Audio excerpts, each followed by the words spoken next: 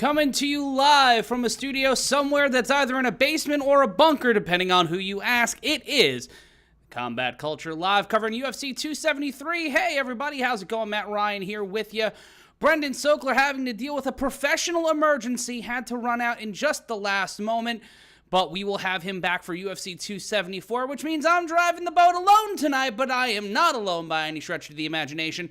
Not only do I have you amazing human beings across the Combat Culture Network, that's the Combat Culture, MMA Mania, and Bloody Elbow YouTube channels, but also on the Bloody Elbow and MMA Mania Facebook pages, on the MMA Mania Twitter account, and also on the Combat Culture Twitch channel. Shout out to all of y'all. But also, I am not alone in the studio. As always, I am joined by Olive the Fat Baby, and also on the other side of the metaphorical glass, it is the lovely, the talented, the person you see. She bees in the chat, bees in the chat, Stephanie Sotilli. Hi, friend, welcome back. With that Disney Channel flow? But Steph, after a sojourn to what could be called a convent in upstate New York, that's what I just think of all of upstate New York. I don't know what goes on there, but joy is not one of those things. There's no sun up there. Nope, it's where the sun went to die. Shout out to everybody in the chat. Faux Sushi. Sagat? Sagat is here? Ooh. You know what, Steph? One of the things we could do now on the YouTube, on the Combat Culture YouTube, is make polls. And I think our first poll tonight, if you're able to get that up, Steph, I just saw it right before we went on the air. Would Sagat be a UFC champion? That's going to be one of our poll questions tonight. Could Sagat be a UFC champion? Got Cam Sharp saying Sterling's keeping the belt. Olive trying to avoid being around me as I get loud and live with all of y'all for the main card of UFC 273, headlined by Alexander Volkanovski defending the UFC Featherweight title against the Korean Zombie. If you're not looking forward to this fight, I really don't know what's wrong with you as a person, but there is something seriously wrong with you. Shout out to the Stockton Mill, Shane, go, the hungover moth. What's up with you, my friend? Long time joining us. Cam Sharp saying Sterling's keeping the belt. Let us know who you think is going to be walking out of the co-main event tonight. Aljamain Sterling and Petr Yan in a rematch of a fight we called in this studio just about a year ago, where Aljamain Sterling got Shining Wizard in real life by Petr Yan. Shout out to Mark Monterey watching us on the Facebook machine. Right now we have Gary versus Weeks, which sounds like an MMA fight or a divorce, depending upon who you talk to. And if you're just joining us, Brendan Sokler had a professional emergency, had to pull out of the show. He sends his love. He sends all of his kisses and hugs to you. He had something come up at the last minute that he could not get out of. But that doesn't mean I'm alone. I've got you guys. You guys are calling the fights along with me tonight. And we also have Steph and Olive here to make sure that I don't go crazy shouting into the void by myself. See, I disagree. I think we're all alone. We're all going to die alone. Yes, and I couldn't update the graphic in time, which is why you see Brendan's app. But also, Brendan's just spiritually here with us. He's here with us all the time. And it is Matt Ryan here with you, calling all the action. You can follow me on Twitter at MRyanConsulting. And also, if you want to watch along with the fights tonight, we have a way to do that. That is in the description and also being dropped in the chat during tonight's broadcast. Thanks to the lovely and talented Stephanie Sotilli. Want to see what we got in terms of poll results right now? It is 58% that Sagat could be a UFC champion. 58-40, 60-40 right now. Sagat getting a lot of love in the chat. Tiger 5000 saying Petr Yan for the win. Mikey Sandell, hey friend, welcome back to joining us here. Thank you for what you do, long-time listener. First time, no, multi-time chatter. Wah. Before we go into the main card for tonight, let's talk about what's on the main card. We had a few fights moved around, one of them being a fight with Jairzinho Rozenstruik, and we'll have that poll running up until the start of the program here tonight of the main card for UFC 273, coming to you from Jacksonville, Florida, because there's only two places they can run shows: Las Vegas and, of course, Florida. Our opening fight tonight's going to be in the lightweight division. It's Mark Madsen taking on Vince Pichelle. Pichelle 14-2 walking into the octagon. Mark Madsen 11-0 inside the octagon. The Olympic level Greco-Roman wrestler who's got a silver medal in the 2016 Olympics will be looking to take out the man with the mustache and the BJJ black belt in Pichelle. We also have Mackenzie Dern taking on Tisha Torres. That fight is going to be a really interesting dichotomy between both of these fighters. Obviously, Mackenzie Dern walking into tonight following an unanimous decision loss to Marina Rodriguez the last time we saw her in the octagon last October. And for Torres, a 3-fight winning streak, 2 unanimous decisions over Angela Hill and Brianna Van Buren. Sandwiched in between that was a TKO over Sam Hughes. That ended the win over Van Buren, stopped a 4-fight losing streak. That was to Marina Rodriguez, Zhang Weilei, Joanna Jędrzejczyk, and Jessica Andrade. This one's going to be a big fight. I think Torres might be able to pull out the win in the second fight of the main card tonight. Excited to see what you guys in the chat have to say. In our co-main event, which would be a fight night main event any other night of the year, Gilbert Burns and KHAMZAT Chimaev finally gonna fight. The most dangerous man at welterweight going up against the prettiest man at welterweight. Burns coming out of this following a unanimous decision win over Stephen Thompson back at UFC 264. And what can be said about KHAMZAT Chimaev that already hasn't been said by everybody else on the internet? He's 10-0. He's a murder man. He is looking to light the lamp here tonight at UFC 273. And then in our co-main event, a unification fight for the UFC Bantamweight title. Aljamain Sterling finally returning to the octagon after being illegally kneed in the dome by Petr Yan. And that one, Petr Yan is coming into this one following a win over Corey Sandhagen at UFC 257 to get that pretty piece of interim title gold. And then in our main event, the Korean Zombie is main eventing a pay-per-view. Thank you, base God. It is the Korean Zombie, Sung Jung, looking to take the UFC Featherweight title from Alexander Volkanovski. And as we learn here in mixed martial arts, anything can happen in the UFC. So we might see a title change here tonight. I want to know your thoughts in the chat. Adrian saying, you solo tonight, my guys. I'm not solo. I might be alone here on this side of the glass, but we got Steph, we've got you guys. We'll have a lot of fun talking about the fights here tonight. Fo Sushi saying Gilbert Burns about to get beat up. I don't know. That man's pretty, but he is dangerous. Like, that's the terrifying thing. And if you're joining us just now and you see the poll, top corner there, could Sagat be a UFC champion? It's yes. Obviously, the answer is yes. But that 45%, I want to know why you're thinking Sagat couldn't be a UFC champion. Like, Steph, you played Street Fighter, right? Yeah. Sagat, the karate, the kickboxing guy, he could win a belt in the UFC, right?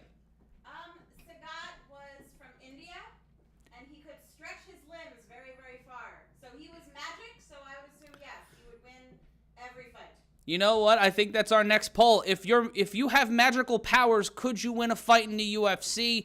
I think that's our next our next poll here in the chat. Engagement. We're priming the pump here tonight, right before the start of UFC 273. Sagat was a Thai fighter. E0 Dalsum was the one from India. There we go. You're confusing them, but Sagat was a bad motherfucker. I only ever played Blanca. Something about green people. Just getting it to you. According to who is in Sagat's corner. That's an interesting one. The Texorcist Live podcast saying something that someone would say, someone named the Texorcist would go off with. KHAMZAT Chimaev rips Burns' head off and drinks his blood. Usman, I'm a head out. A win tonight against Gilbert Burns would put Chimaev in the driver's seat for a potential fight at Usman's championship, but of course, the cop caller will probably get the next title shot at that. Shout out to Cam Sharp. George Kimmel rooting for KHAMZAT. It's really hard outside of all the other problematic political things going on with Chimaev that could be better left to another day and another conversation. It's hard to root against that guy. It's really hard to get him. The Stockton Mill saying Burns got this. Let us know in the chat what you think, who you think is going to win. Sagat, the man himself, the man who is based on our first poll, asking, are you showing the fights? No, I'm sorry. It's going to be my pale Irish face all show, except for when we talk to you guys, when we have the chat up on the screen. See that fancy thing? I'm able to do that now because I have control over the program.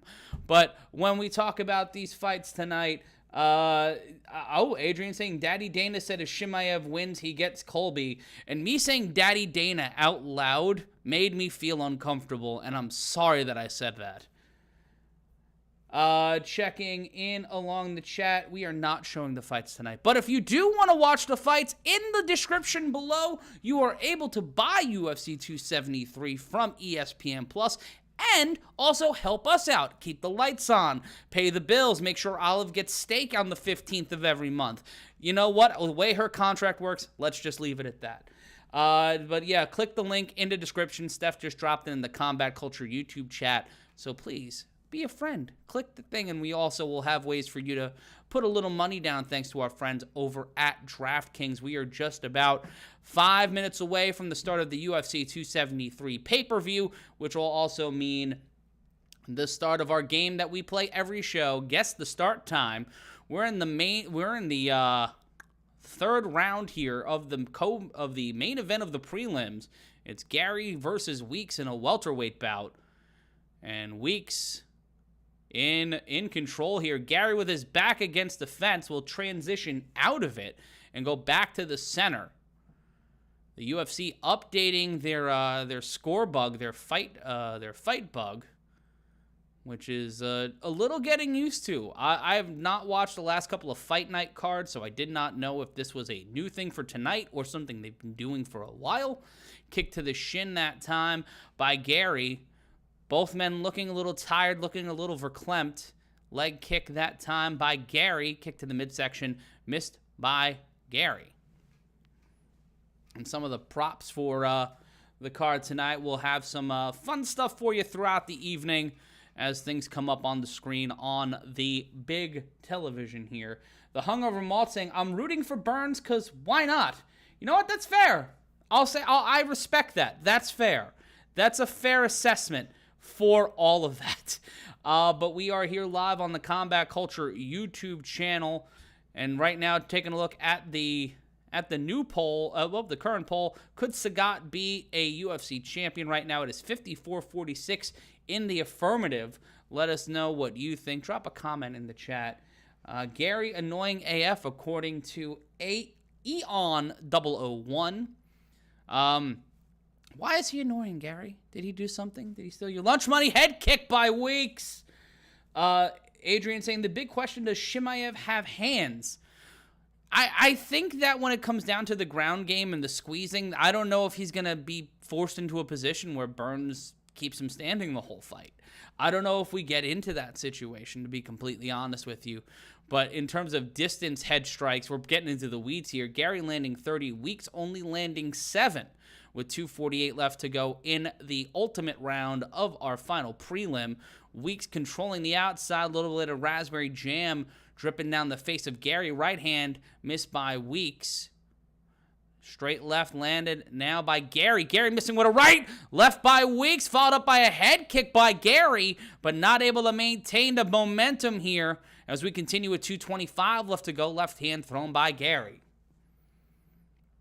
We are in the final prelim of UFC 273 before we head into the pay-per-view here tonight. Shout out to everybody watching across the Combat Culture Network. We hope that a lot of people will be joining us throughout the night. If you're following us on social media, you can give me a follow at MRyan Consulting.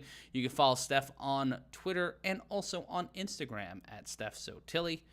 And please give Olive a follow. Olive's a fat baby, and Weeks getting dropped for a brief moment by Gary, landing a right to the temple, almost sending him back to the motel, but Gary standing, and also his Weeks after that right hand, circling around the center of the octagon now are both fighters. Left hand thrown by Gary.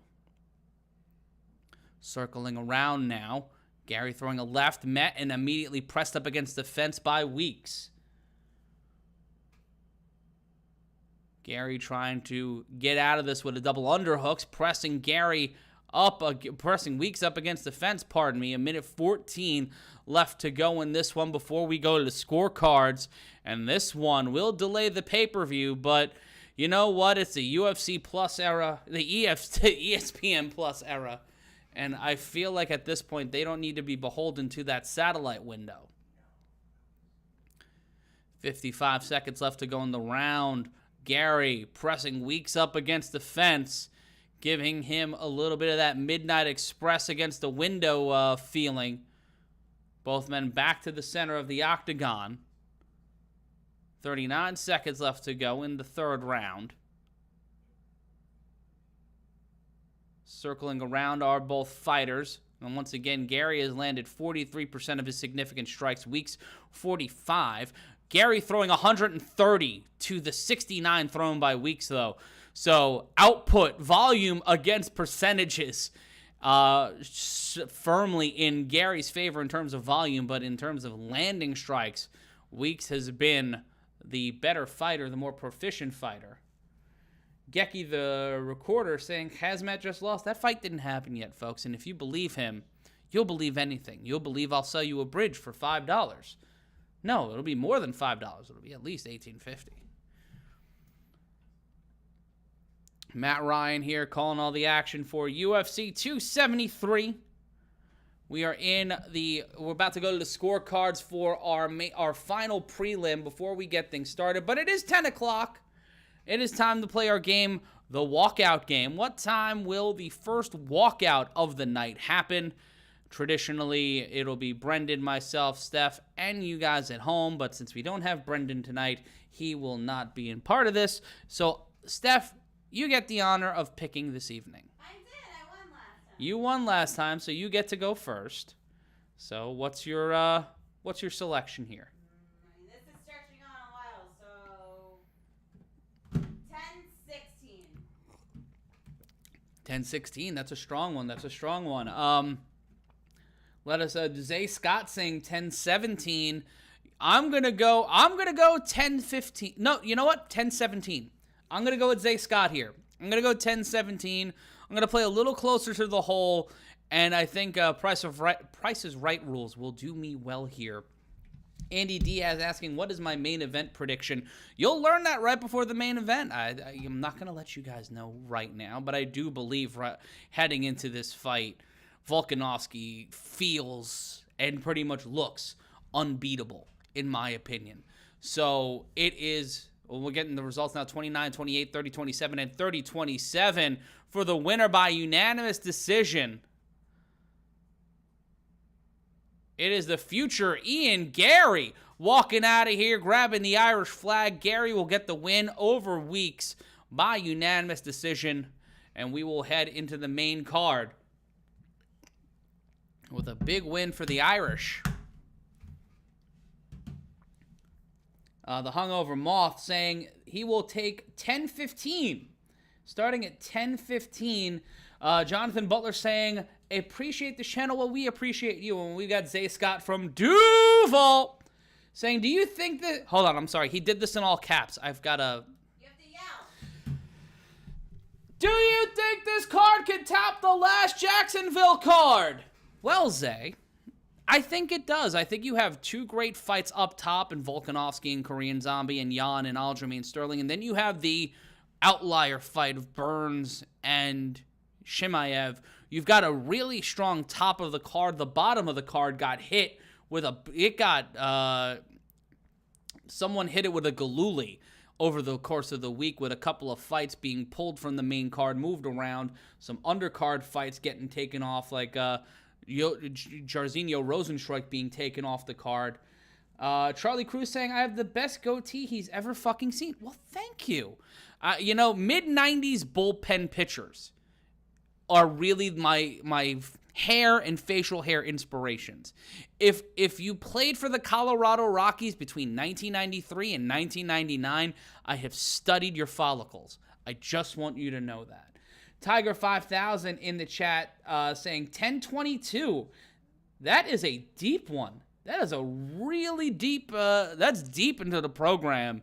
That cold open must be riveting as fuck if he's saying 10-22. So, Steph, right now, you have 10-16.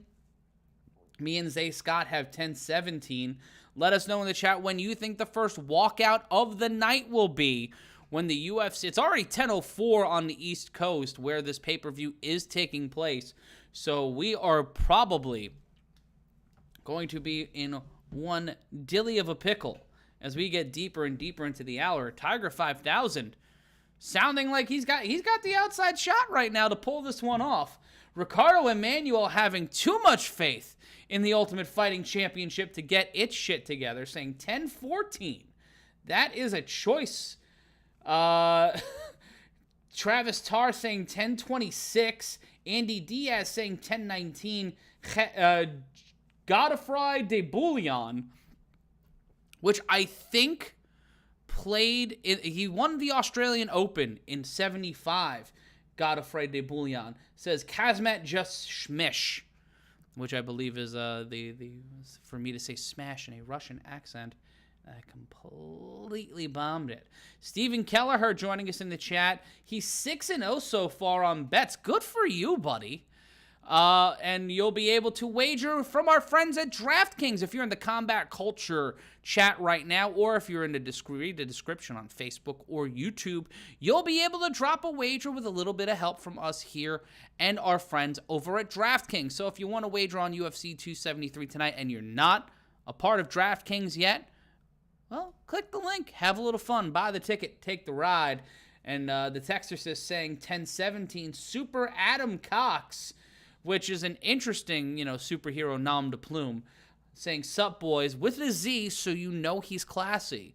Just having some coffee at 10 o'clock at night on a Saturday and yelling at my television.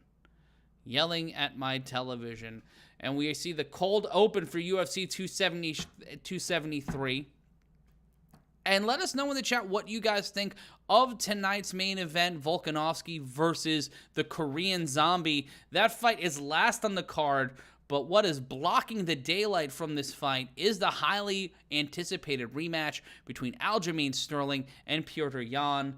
That is going to be one barn-burning fight, and that'll be our co-main event. Silver and Black 831 saying salute Combat Culture, salute to you, salute to Juju Gotti, salute to Lebitard and friends. Infamous Light says, has HAZMAT yet? No, HAZMAT has not done anything. Kelleher saying Volk quickly after Geki the Recorder in the chat asking, what are your predictions for Zombie versus Volk? My prediction is I think everyone except the loser is going to have a good time. At the heart of it, Steph, I need your opinion. Going against a guy named the Korean Zombie, what do you do to battle against someone who is announced as the Korean Zombie? I mean, what's the other person's nickname? Alexander the Great. Oh, that's hard. Well, he's also dead. Yes. So it's two dead people, so I feel like they're even. So you think it's going to be a draw? Yes. All right, well, we've got Stephanie's official prediction saying it's going to be a draw, which would mean Volkanovski keeps the belt, but they will be decided over consecutive sack races, depending upon what the Florida State Athletic Commission will decide. Trigger D saying, the GOAT, Matt Ryan. Well, Trigger, you're the GOAT. You join us every month. You're a sweetie. Warren Heisey is here. Hello, Warren. And Stephen Kelleher saying, Young going to pay some bills with Sterling's ass. I don't know what that reference... Yeah, that's it. Super Adam Cox saying a heart with Zombie. Head says Volk. No, the other way around. Zombies want brains. They want brains. Faux Sushi saying Volkanovski. Yes, Steph? What did Alexander the Great want? To conquer the known world. Oh, okay. I feel like brains are more easily attainable. Possibly. So I'm going to go with him. Also, casual sodomy, if I read my history books right. Why? Was Alexander the Great Greek? Yes. And yeah, absolutely. shout out to our friends in the Mediterranean. Zay Scott saying he's got Aljamain Sterling winning this fight tonight. Let us know what you guys are thinking. Junior Alves joining us from Brazil. Let us know where you're watching us from tonight. All around the world, statues crumble for me, but I want to know where you are watching. Toker88 joining us. Heyo, folks. Heyo, Toker. And the new Octagon with the fancy LED lights that serve no real purpose. Like, who's watching that? Who is anticipating or reading any of those graphics unless you have severe ADHD like me, where you just get fixated on it and you just can't stop looking at it, and you're really mad that they pulled it to a wide on the jib shot. Let me stop. Trigger D live from the 209. We got Steven from Sacramento, Warren from Indianapolis, and John Attic will be calling the action tonight. I am the non-union Irish equivalent. Monterey Bay for Silver and Black 831. We've got the Hungover Moth from Arkansas. Charlie Cruz, big love from the UK. It's 3 a.m. He's tired as fuck, but the goatee is keeping me going, and I'm here for it. Bless you. Shout out to Stanley Franklin from Idaho. I think the only thing I know aside from the fact that Stanley lives there is that there are a lot of potatoes in Idaho, and they have a blue football field in Boise. Outside of that, don't know. But please, fill us in. If you want me to do my show from your house and you have significant amounts of money, also let us know. Give me a follow on Twitter at MRyan Consulting. You can follow Stephanie on Twitter at StephSotilly. And also, I got merch, and I will be raising money for Teach for America. Click the link in the chat right now and buy an impunity t-shirt or a sticker with a big chunk of the proceeds going to Teach for America. Just a t-shirt or a sticker. Public education means a lot to me, and also because I need to find other words aside from impunity to say during the broadcast. I am trying my best to make sure I'm helping the kids. Trigger D, the McRib shirt. We are working on the McRib shirt. We are trying to find a way to not get sued for a McRib shirt. This has been something we've been working on in the background since we talked about it on the show a few months ago. We've got Uncle Ed Vapes. NJ in the house. Yes, shout out to the Garden State, the place where I do my taxes and buy sandwiches. Trigger D saying, I would wear that shirt with impunity. I see what you did there. Plus 500 underdog according to DraftKings for the Korean Zombie. Do you think they're putting too much on Volkanovski, or do you think that's an accurate line? Let us know in the comments section below. Checking in on our poll that will end right before the first fight. Could Sagat be a UFC champion? 52% of you saying yes, only 48% of you saying no. Well, we're gonna find out who and what what that will go to before the first fight of the night. The Hungover Moth saying we can eat the McRib shirt if anyone threatens to sue. I don't think you can. I don't think eatable shirts are legal yet. Edible. There we go. Thank you. NYU education, by the way. Graduate of the New York University with a sociology degree. For the love of God, donate to Teach for America. Product of the New York City public school systems, baby. Uncle. I'm the Florida educational system, so how does that make you feel? I already hate myself. You're just adding to the. It's just another piece of wood on the fire. It's another log on the flame. Taking a look here in the chat machine. M. Mluza 1289 saying, love the hair today? Are you questioning that, or are you like it? Either way, let me know in the chat. Uncle Ed's Vape saying, Jersey Mike's big kahuna all day. Jersey Mike's. Trigger D saying, hashtag brother. Have I ever tried stoned pizza? I have not. Brendan has, and he has talked about it very highly to me. As long as it's got like a smoked mozzarella or something on there, I think I would very much enjoy stoned pizza. I would enjoy any pizza right now. Pizza, top 5 food in my opinion. The UFC throwing out a brand new graphics package tonight, which is really nice. And for a production and broadcast nerd like myself, I deep dive on that.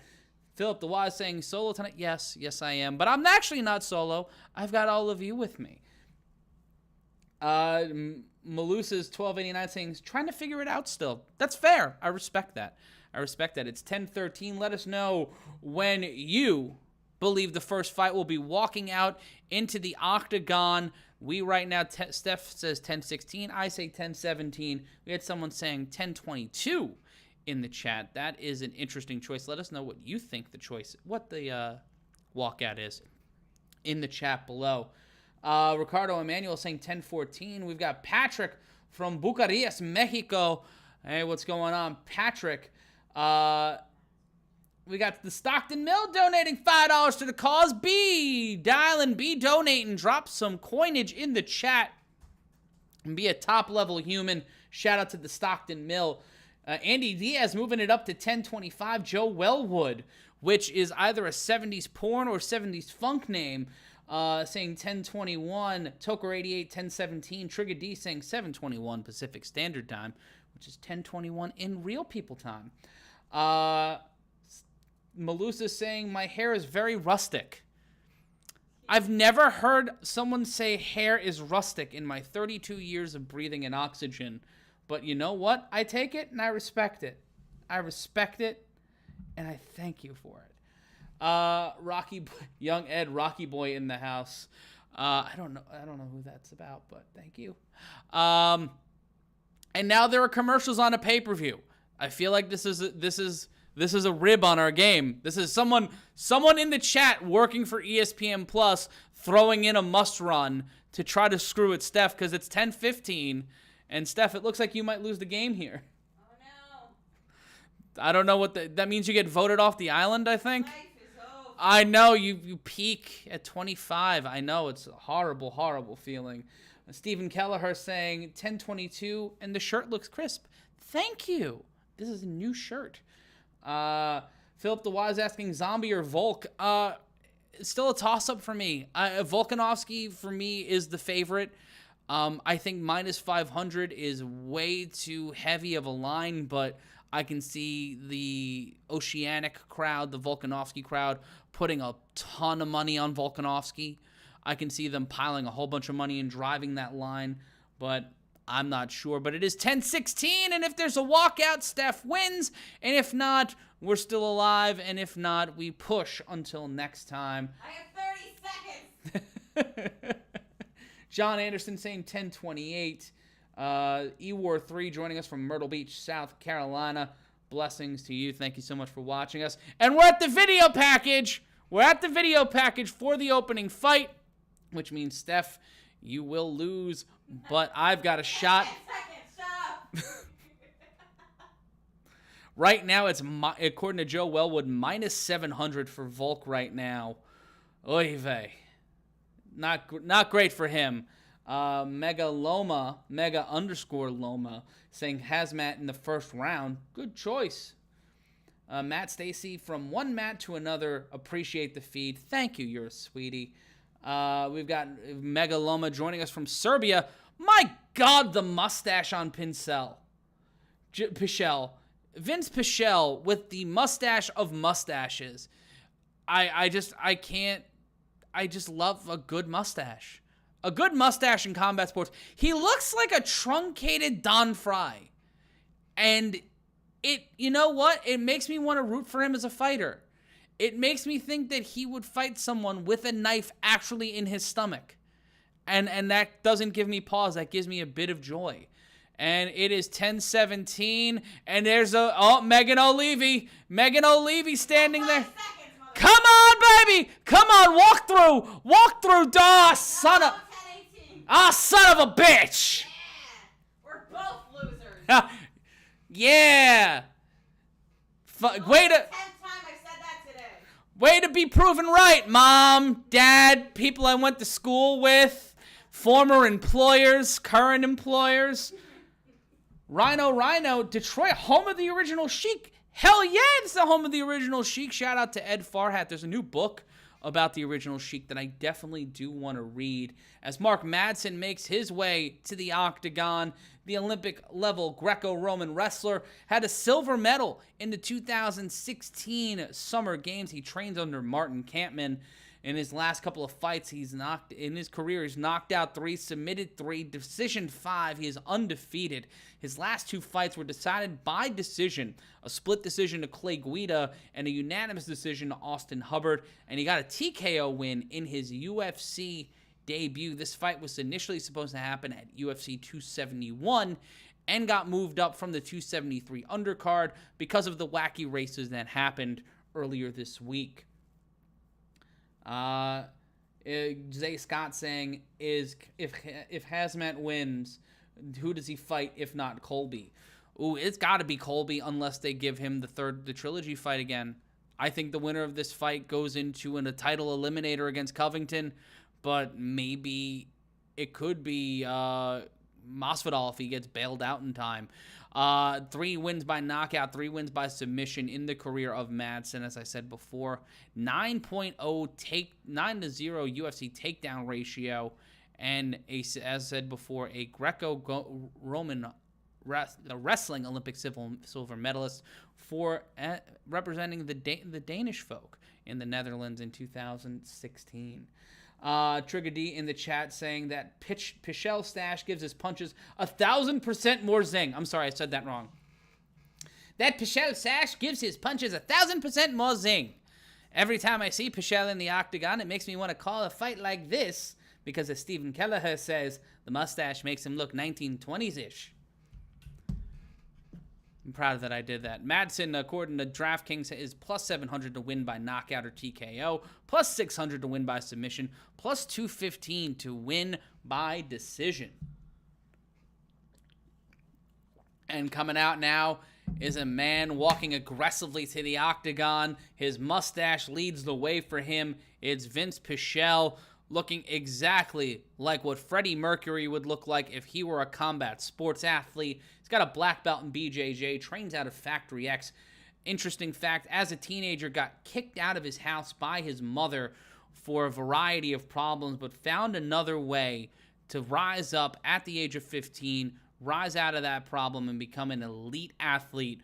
The story of Vince Pichelle is one to admire and one to be lauded as he walks into the octagon. He's knocked out 8, decision 6. He's been knocked out and submitted 1 time apiece. He's won his last 3 fights following a loss to Gregor Gillespie by submission. He's on a 3-fight win streak. He's the 6th highest takedown accuracy in lightweight division history at 54.8. And as mentioned before, he is a black belt in Brazilian Jiu-Jitsu. Ryu Ken, another Street Fighter name in the chat. I wouldn't actually mind seeing Marab versus Yan. I think he's better than Aljo. That'd be a fun fight. That'd be a very fun fight. Who the fuck is Dan? Don't say his name! I meant like the Street Fighter character. All right. Oh, yes. Dan. Who the fuck is Dan? The Texarcist calling Pichelle Don Fry's Afterbirth. I saw that band once. They were actually playing for Ken Shamrock's Cauliflowered Ear. It was a double bill. It was one hell of a show. Trigger D saying Pichelle by way of locomotive and rope. See? He does have a Snidely Whiplash quality around him. Steph, on the poll right now, I want to say, do you trust someone with a mustache like Vince Pichelle's? Would you like to go over the results of the last The one? final...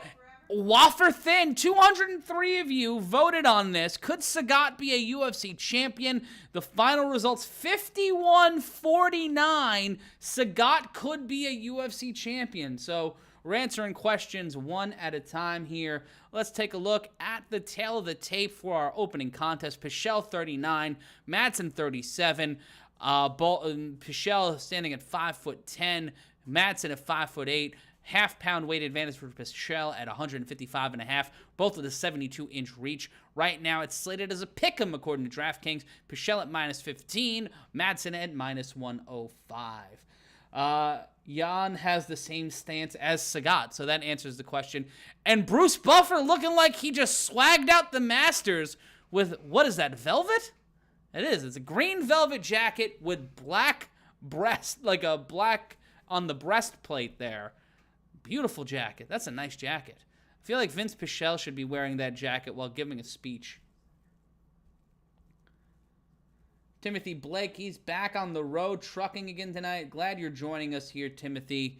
Driving across the United States, making sure people get things. That is very, very important.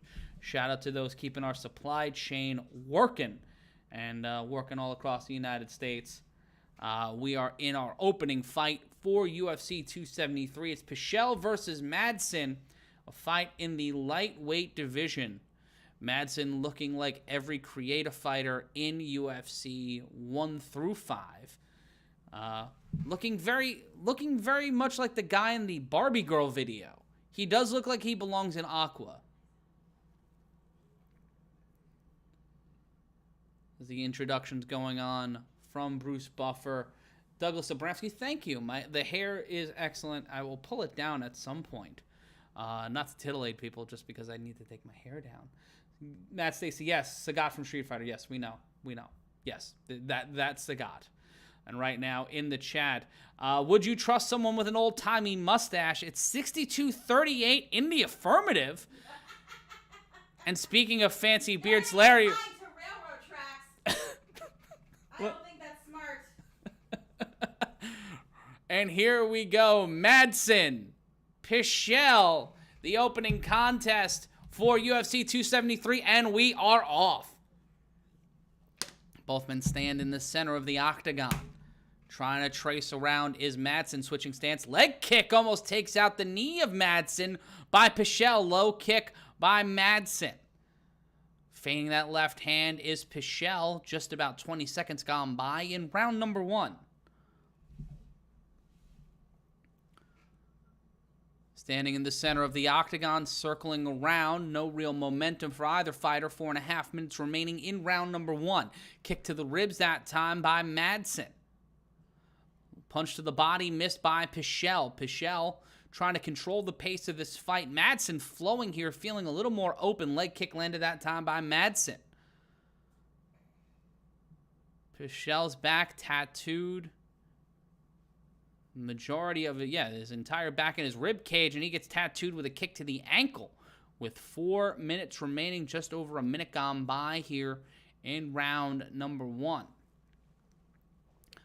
Matt Stacy saying he can't stop staring at the stash. I can't either. I want them to just be shooting in his direction the entirety of the fight. Another leg kick by Madsen. Pichelle coming in with a wild combination of uppercuts, not landing, but landing a body kick, in Madsen shadow boxing, not able to catch up with Pichelle on a quick combination. Another leg kick, that one to the knee that time, of the outside leg of Pichelle. A little bit of a hitch in Pichelle's giddy up with 3:25 left to go. Madsen chasing in with a left to the midsection. Trying to circle around here is Madsen. 3:16 what left to go in round number 1. Madsen and Pichelle trading off control of the center of the octagon. Leg body kick missed that time by Pichelle. Pichelle, an aggressive fighter here. Both fighters throwing a little heavy, but not landing a lot of shots. Not a lot of proficiency here in the early going as they try to feel each other out. Feigning a leg kick that time by Pichelle. His leg went up lame on the attempt. Stalled like a 72 Buick with 2:47 left to go. And another kick to the knee by Madsen, and 2 quick jabs to the face of Pichelle. Another leg kick this time by Pichelle. Interesting to see Madsen not utilize his wrestling here. Not trying to challenge the grappling skills of a BJJ black belt. But with that silver medal, you would have to think Madsen could turn it around. But with 2:25, a left hand tried to go into a quick wrap-up. Did Madsen, and he eats a left and a right from Pichelle. Kick to the body by Pichelle. Pichelle looking more and more like Don Fry as this fight progresses. With 2:12 left to go. Left hand that time by Pichelle. Circling around is Madsen. Madsen throws a left. Leg kick that time landed by Madsen. 2:02 left to go in round number 1. Pichelle missing with the left hand.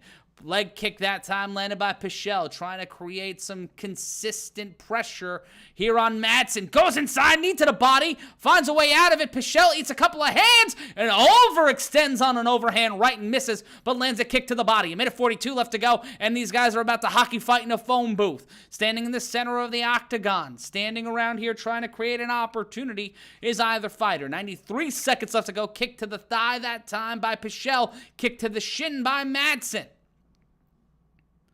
1:25 left to go. Trying to take in for a clinch, and this time Madsen gets Pichelle down. Now in side control, looking to end this fight with 1:15 left to go. Pichelle with a couple of knees. Now in transition, trying to get into the guard is Madsen, still in side control. Now on his ribs is Pichelle. Pichelle in a variation of the Luther Campbell position, face down, ass moderately up as he tries to posture up into a standing position. 57 seconds left to go. $19.99 donated to the Super Chat chat by Joe. You're a sweetie sugar pie, and I love you very much. Needed a body by Pichelle. 48 seconds left to go. Left-right combination by Madsen.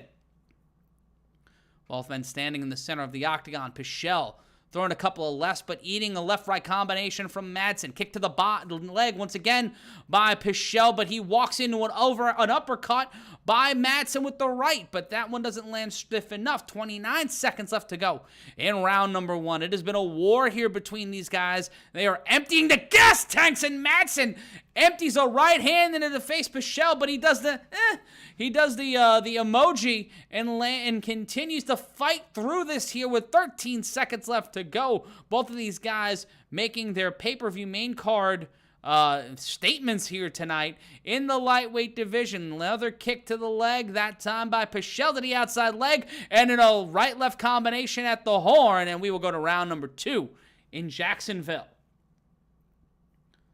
Thank you, War Meds, for the nice words. Jacob Larson, you're a sweetie. Thank you, Joe, for the donation. Yeah, and as Travis said, hit the like bell, ring the notification bell so you know when we are live, and also when Case Hearts and the crew at Combat Culture are dropping dope videos. And if you're watching us on MMA Mania or on Bloody Elbow, be sure to watch the WMMA podcast every single week on the MMA Mania Facebook, YouTube, and other social media platforms. Do the thing, like the thing, across social media. Colby Bumgardner saying mustache power. Just, you know what? Pichelle utilizing the power of the mustache here. Smart move, smart play there by Pichelle. Shout out to the over 300 people watching us now across the Combat Culture Network. Be sure to like, comment, subscribe. Share the link on social media, however you're watching us. Retweet it, quote, tweet it. Do whatever you want to do to be sure to join us here. And get your friends watching. Nothing better to do on a Saturday night than watch a long-haired weirdo yell at his television. Round number 2, kicking off here in Jacksonville. Both men standing in the center of the octagon. Pichelle changing his stance a few times. Tries to step in with a quick left. Does not land. Madsen controlling the center, but now Pichelle standing in. Both men moving like they're pieces on an electric football field. Overhand right missing by Madsen. Might have got poked in the eye, but they'll hose it down and keep it moving like an accident at Disney. 4:30 left to go, circling around the octagon. Madsen in the outside where the fancy sponsors are, not inside where the obligatory sponsors are. 4:20 blaze it left to go in round number 2. Both men meeting in the center of the octagon. Madsen eating an overhand right from Pichelle. Pichelle tried to feign in with a right hand, does not land. 4:06 left to go in round number 2. Both men here looking for the over, because there's certainly no underneath. Either of them trying to go for a trip takedown is Madsen.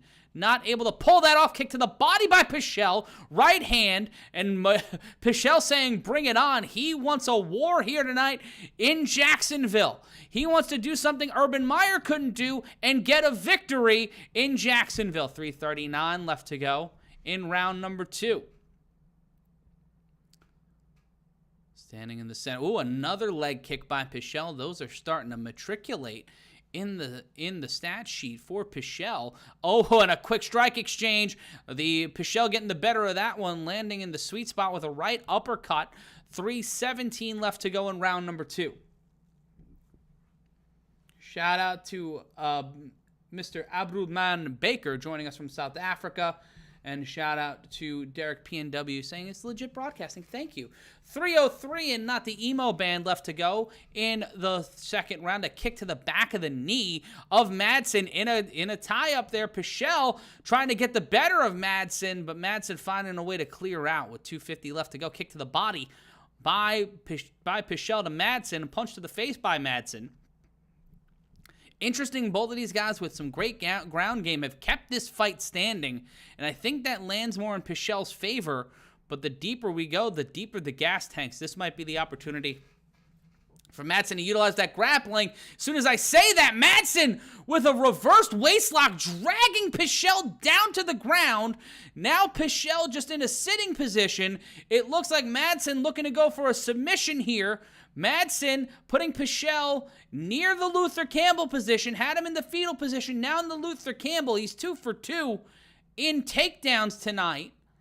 Pichelle in trouble trying to find a way out of it, but Madsen very smartly locking the right leg underneath and just grapevining the shin and the calf of Pichelle. Pichelle now on his back and now into a hook. Could be a chance here for a submission. Tried to pull the choke. Now into a waistlock again. Pichelle finding a great scramble. Trying to pull an armbar. Grabs the ankle of Madsen. Madsen now in trouble with 1:39 left to go. Madsen having his right leg being sat on and grapevined and held onto like a child not wanting to go to the first day of kindergarten. Mommy, I don't want to go. All the kids smell like paste. But right now, Madsen being split in two by Pichelle, being drawn in halves with 1:19 left to go. Holding on to that leg for all of his life, and Pichelle trying to grab the left leg now.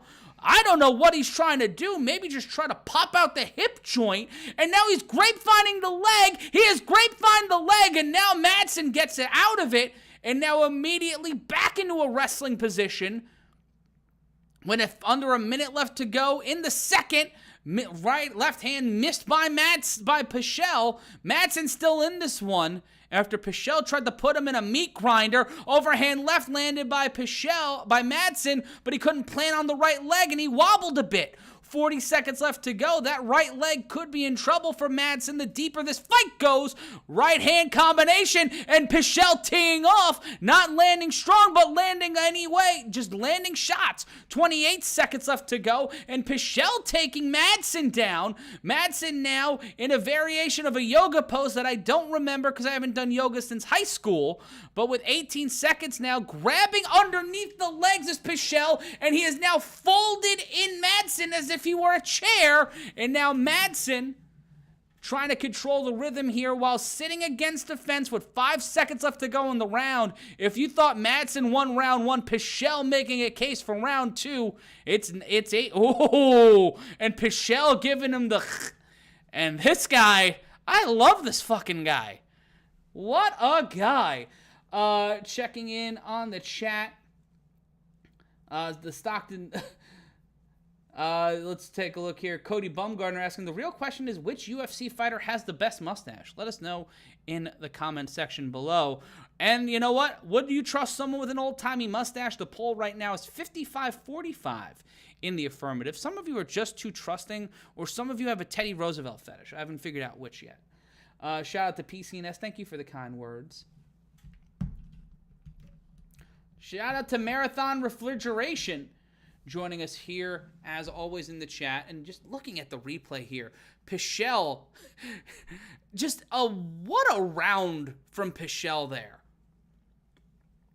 Madsen had him a bit, but turning that around, it was a big transition, and I think Pichelle has evened this one up as we go to round three, which is brought to you by my ADHD and potential clinical depression. Standing in the center of the octagon, both men just throwing hands. Pichelle throwing some lefts, eats a left from Madsen. Madsen finding that counter left here really early in the third round. Running knee landed by Pichelle.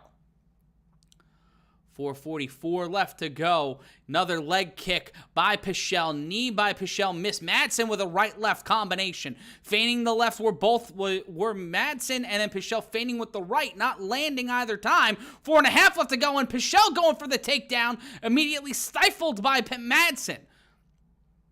Pichelle grabbing by the hip, just trying to force Madsen into the air to drop him. It's been a hell of a performance from both fighters. 4:15 left to go. Transition now, fighting out of it. Madsen trying to go for a single leg, pressing Pichelle up against the fence. Transitions into a reverse waist lock, trying to lock in that waist lock that helped him get his second takedown. 4:01 left to go. Spinning out of it was Pichelle. Tried to hit him with a left hand, did not land. And back to the center of the octagon, both fighters go. 3:53 left to go. Left-right combination by Pichelle, not landing. Double leg takedown attempt done by Madsen. Another takedown for the silver medalist in 2016. And Pichelle trying to isolate that, trying to stop that right arm, trying to stop the mobility of Madsen, as he is in a situation here. He is in a bit of a fetal position, trying to stop Madsen, and now into a guillotine. Pichelle trying to pull the guillotine. Madsen finds his way out of it, and now into the Luther Campbell position again is Pichelle with 3:09 left to go in the third round. Madsen using Pichelle's own left arm to pop him over. What an intriguing move there by Madsen. 2:58 left to go, and now trying to go into the mount is Madsen as he sits on the left thigh of Pichelle. Trying to posture up and now interlocking the legs around the waist of Madsen is Pichelle, trying to climb up the body of the silver medalist and get back to a standing position. Madsen has turned the tide here after a second round that looked the further it went, the better in Pichelle's favor. It has turned around here, and Madsen might be able to secure a unanimous decision victory. 2:22 left to go. Young Ed asking a very good question, and well, when it comes to that, we'll find out. In a continuing here in a variation of side control is Madsen. Madsen with his right leg, basically grapevined by the thigh and calf of Pichelle, just keeping him there, and Pichelle teeing off from the bottom. Both guys here giving it all they've got with 1:50 left to go. This one might be the Crypto.com fan choice bonus of the night, which is paid, I believe, entirely in crypto. 1:39 left to go. Elbows now into the ribs and the temple of Madsen by Pichelle. He transitions out of that quickly to avoid that from Pichelle does Madsen. Madsen trying to avoid getting Kimura'd. Pichelle holding him down from the bottom, trying to pull a Kimura. 1:20 left to go in the fight. And now still in a variation of side control is Madsen. 1:13 left to go. Pichelle back on his back. Total ground control time in this round for Madsen, 2:29. So nearly a half of this round being controlled on the ground by Madsen. What an effort from Madsen here. What a night from Mark Madsen. Might be staying undefeated here. Might be going 12-0 as an MMA fighter. With 45 seconds left to go, Madsen still controlling on the ground. Pichelle on his side, not able to stand up because of the weight from Madsen. Now in the Luther Campbell, or at least in the variation of the Tebow, is Pichelle and being dragged back under deep water by Madsen. For a moment, Pichelle had his hand out like he didn't want to go. It was sadder than the end of Cocoon, but Pichelle tried to pull something off here with 15 seconds, tried to pull a knee bar, not going, and Madsen, being mad, throws a few shots at Pichelle with 9 seconds left to go. It is all but the scorecards left to decide this one. Trying to pull a triangle is Madsen, but we will go to the scorecards in Jacksonville. What a motherfucking fight!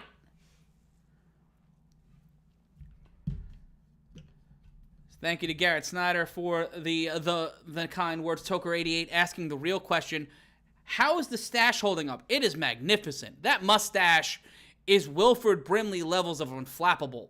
Like, it will stay there, and it will stay staring at you. We just saw a highlight of Madsen punching the mustache. The mustache stayed static.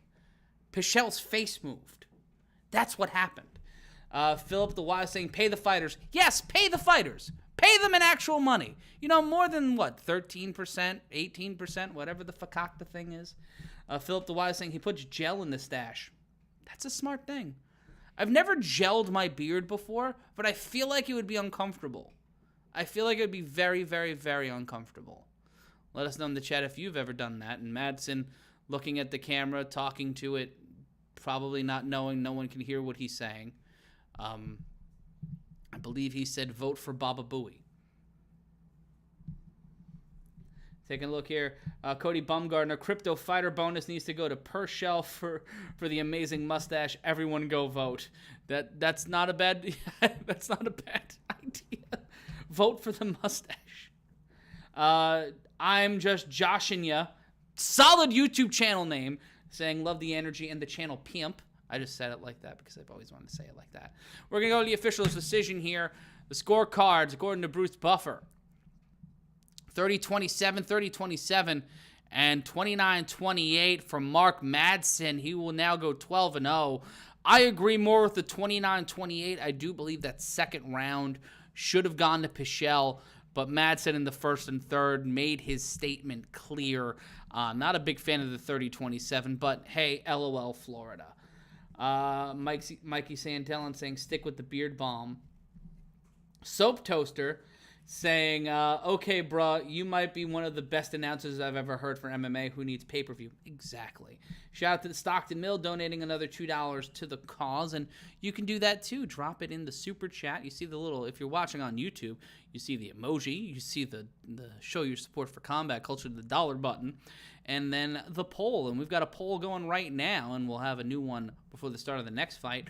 Would you trust someone with an old-timey mustache? Steph, it's currently 55-45. Are you judging our audience? Yes, very harshly. It's giving me hipster. It's serving you hipster? As the kids would say. As the kids would say, it's real sus.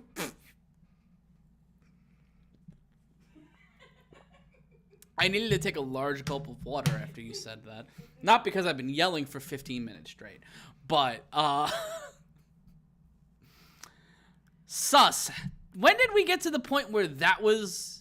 It's shortened for suspicious because no one's got time. Especially if you're talking about suspicious characters. Is it because we're all just tired and sad?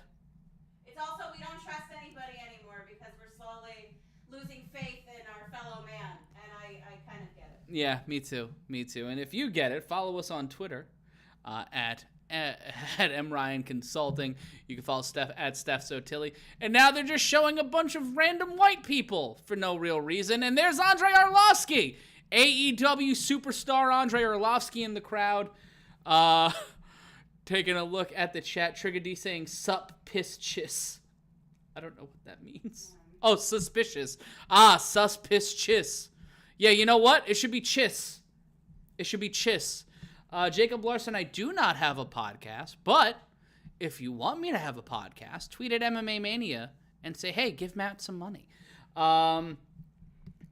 Pichelle, Trigger D saying in the chat, what would you replace sus with? Let us know in the chat. That's not a poll. Just let us know in the chat.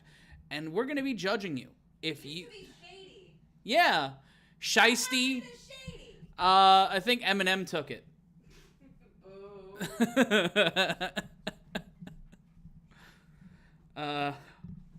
Trigger D saying pay the man. Well, they do. I just would like more money. Who doesn't want more money? But let us know what you're thinking in the chat. Shout out to everybody watching us across the Combat Culture Network.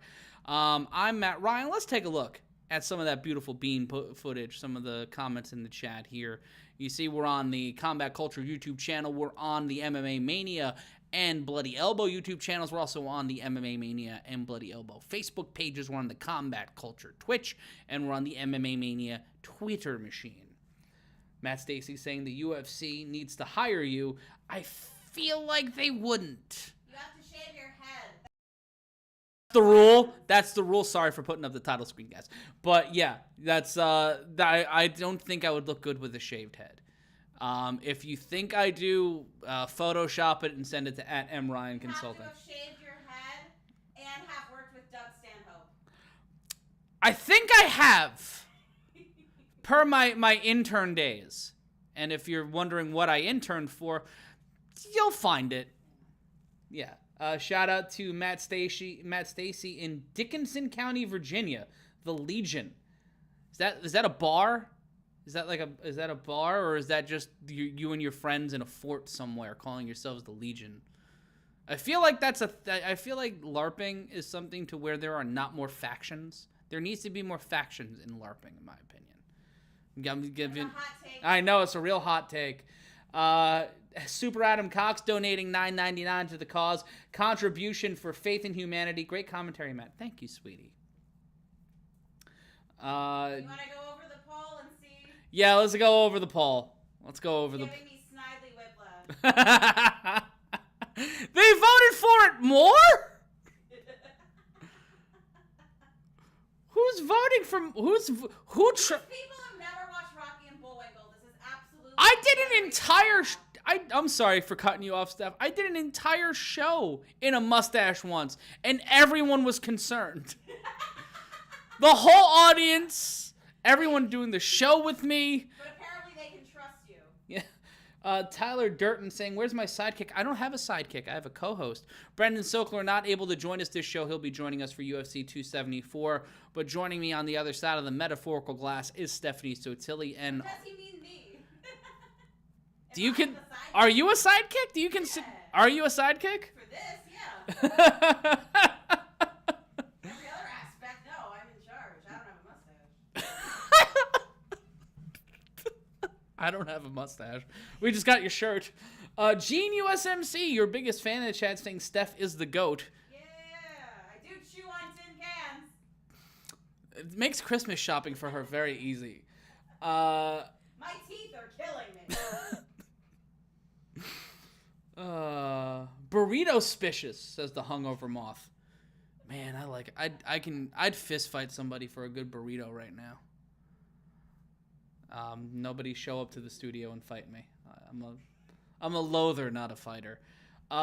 We've got the highlight video for Cub Swanson's next fight. I believe this is Cub Swanson breaking down his fight against the Korean Zombie as they're introducing people to the man who never goes down. He's Homer Simpson. He is Homer Simpson. The man, if he does get knocked out, just you don't notice. He's a very hungry fighter. In fact, he's fighting for a sandwich. He has been knocked out 3 times, but to knock him down, you need something akin to the Shroud of Turin in your fists. But coming up next, it'll be Mackenzie Dern versus Tisha Torres in our only women's fight of the main card. And a little bit later on in the broadcast, we'll have Gilbert Burns versus Khamzat Chimaev, Aljamain Sterling versus Petr Yan for the Interim Bantamweight Championship, and in our main event, Alexander Volkanovski versus Sung Jung, a.k.a. the Korean Zombie. Stephen Kelleher 8-0 in the ESPN Pick'em. You gotta give me the Iggy, brother, on who you're picking.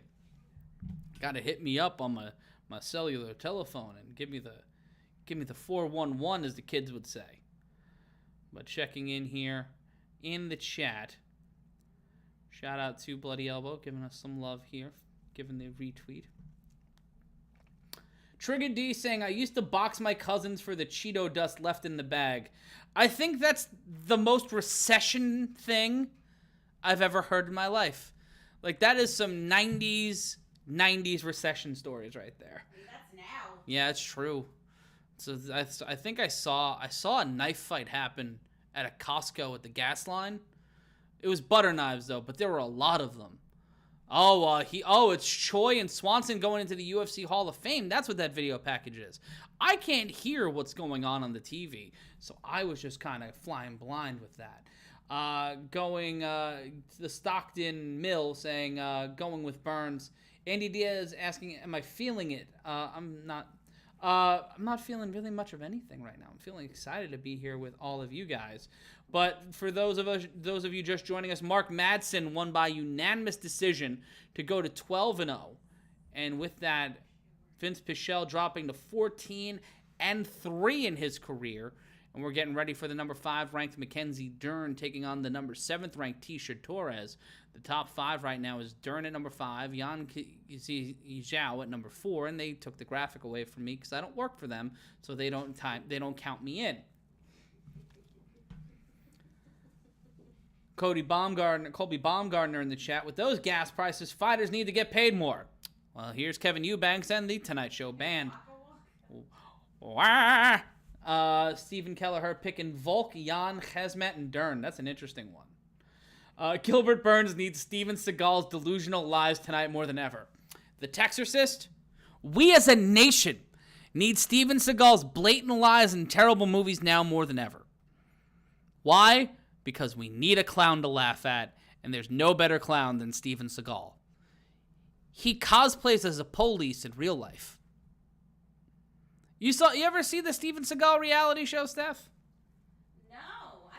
Isn't he dead? No, he's alive. He's eating carrots with the fucking oligarchs and, Is he a bunny? No, he is not a bunny. Oh, all right. Well then, no. Why the hell would I care what he does? I don't know. He's just hanging out with autocrats. Just straight chilling with autocrats. Isn't that those machines that give out food? No, that's an automat.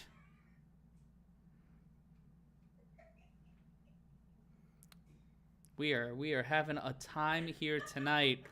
These video packages. That was another word for a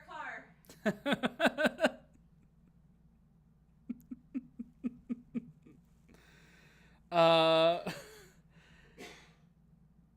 Checking in on the chat. If you want to be a part of the conversation, please like, comment, subscribe, ring the notification bell. If you're just joining us for the first time ever, I'm Matt Ryan. On the other side of the metaphorical glass is Stephanie, and also Olive the Fat Baby, who you can follow on Instagram at Olive the Fat Baby. And coming up next, it is Mackenzie Dern versus Tisha Torres. Dern training at a RVCA, 3-time Performance of the Night winner against Hannah Cifers, Rhonda Marcos, and Nina Ansaroff. One fight of the night against Marina Rodriguez. She has the most submission wins in the UFC strawweight division with 4. Second most submission wins in the UFC with 4. She's submission 7 in her career, decision 4, has been decision twice. A unanimous decision loss to Marina Rodriguez in October of 2021, and ended a 4-fight winning streak, that loss to Marina. 3 first-round submissions and a unanimous decision, bookended by a unanimous decision loss to Amanda Rivas. She's 2-2 in her UFC when it comes to decisions in her UFC career. But Tisha Torres from Fall River, Massachusetts, making her walk to the octagon. A karate and taekwondo black belt, a BJJ blue belt. Been with the UFC for 8 years, signed with the UFC in 2014. Training with American Top Team. Knocked out 1, submitted 1, decisioned 11, decisioned in all 5 of her losses. So she is 11-5 when it comes to the scorecards. Might be interesting to see what she does tonight against Dern. 2 unanimous decisions. She's on a 3-fight winning streak. 2 of those unanimous decisions against Angela Hill and Brianna Van Buren, and a TKO of Sam Hughes. The win over Van Buren stopped a 4-fight losing streak to Marina Rodriguez, Zhang Weilei, Ioana Jędrzejczyk, and Jessica Andrade, as I mentioned at the top of the broadcast. And her other only pro loss was to Rose Namajunas, but in her career she has a win over Namajunas, Paige Van Zandt, Beck Rawlings, Juliana Lima, Michelle Watterson, and 2 over Angela Hill. So Tisha Torres walking into this octagon ready for a fight and ready to climb the rankings and puddle jump over Mackenzie Dern. She's tied Torres the second most wins in UFC strawweight history with 9, third most significant strikes in the division's history with 900. So she has thrown at least 100 significant strikes in all of her wins as a strawweight. That is banana pants. Matt, with impunity, Ryan, yes, with impunity, you can buy a shirt where it says impunity and my name, and that will be dropped in the comment section throughout the night here. Please, buy my stuff. Trigger D said Mackenzie made me say Dern. And here comes Dern walking out. The weird thing about the second walkout is that they shoot them from behind. And it gives a really cool look, but it reminds me of the old Fox Sports Net show Behind the Glory, which was just like a low-rent, true Hollywood story ripoff with Jay Moore voicing it. And I don't know why they hired Jay Moore. It was just what you did in the early 2000s. You just hired Jay Moore for things. But shout out to Jay Moore. Kind of owns the Lakers now. Who the fuck would have thought that happened? Please go to tinyurl.com/yellingmerch. Proceeds will be donated to Teach for America to make sure that less people seem like me, that they're smarter, faster, and gosh darn it, they can do well in an American society. And Dern getting ready to walk inside the octagon. Getting set here in our second fight of UFC 273. They're in Jacksonville. We're in the Garden State. Dern standing on top of a Trojan condom logo because advertising is the source of all things on this planet and is the only thing keeping us alive. Advertising has become the golden calf of American society. And Dern getting checked over with the Vaseline by the cut man. Let us know in the chat who you think will be walking out of here with the win tonight. Will it be Mackenzie Dern or will it be Tisha Torres? We'll be checking in on your guys' predictions. Let us know how you think they're going to win too. Drop that note in the chat as we ride along closer and closer to our main event here tonight. Trigger D predicting Mackenzie by submission. And let's take a look at Dern. Most submissions in strawweight history, as said before, with 4. And she takes a trot around the octagon, and we will get ready for our second fight of the evening here from Jacksonville inside the VyStar Veterans Memorial Arena, which is a handful and a mouthful to say when you're talking by yourself into the void. Let's take a look at the tail of the tape. Dern 29, Torres 32. Dern with the height advantage, 5'4" to the 5'1" of Torres, both coming in tonight at 115.5 pounds, and a slight reach advantage for Dern, 2.5 inches, 63 to 60.5 inches for Dern. And that height and reach advantage is going to play a huge part in the fight here tonight. And also now doing motion graphics, or the UFC, upping their graphic game as we go here in 2022. Checking in on the chat. Stephen Kelleher saying Dern by domination for all 3, so probably a submission. Timothy Blake going with the Tiny Tornado, a.k.a. Tisha Torres, who's only a plus 100 underdog, which is really solid value. I think that's really solid value for Torres, but also a very plausible selection by DraftKings and the bookmakers to set up that fight here tonight. Our second fight of the evening. Dustin Sherry asking, where's my sidekick? I had a sidekick. I had 2 sidekicks. I had a T-Mobile Sidekick 2 and a T-Mobile Sidekick 3. The Sidekick 3 was trash. Way more funny.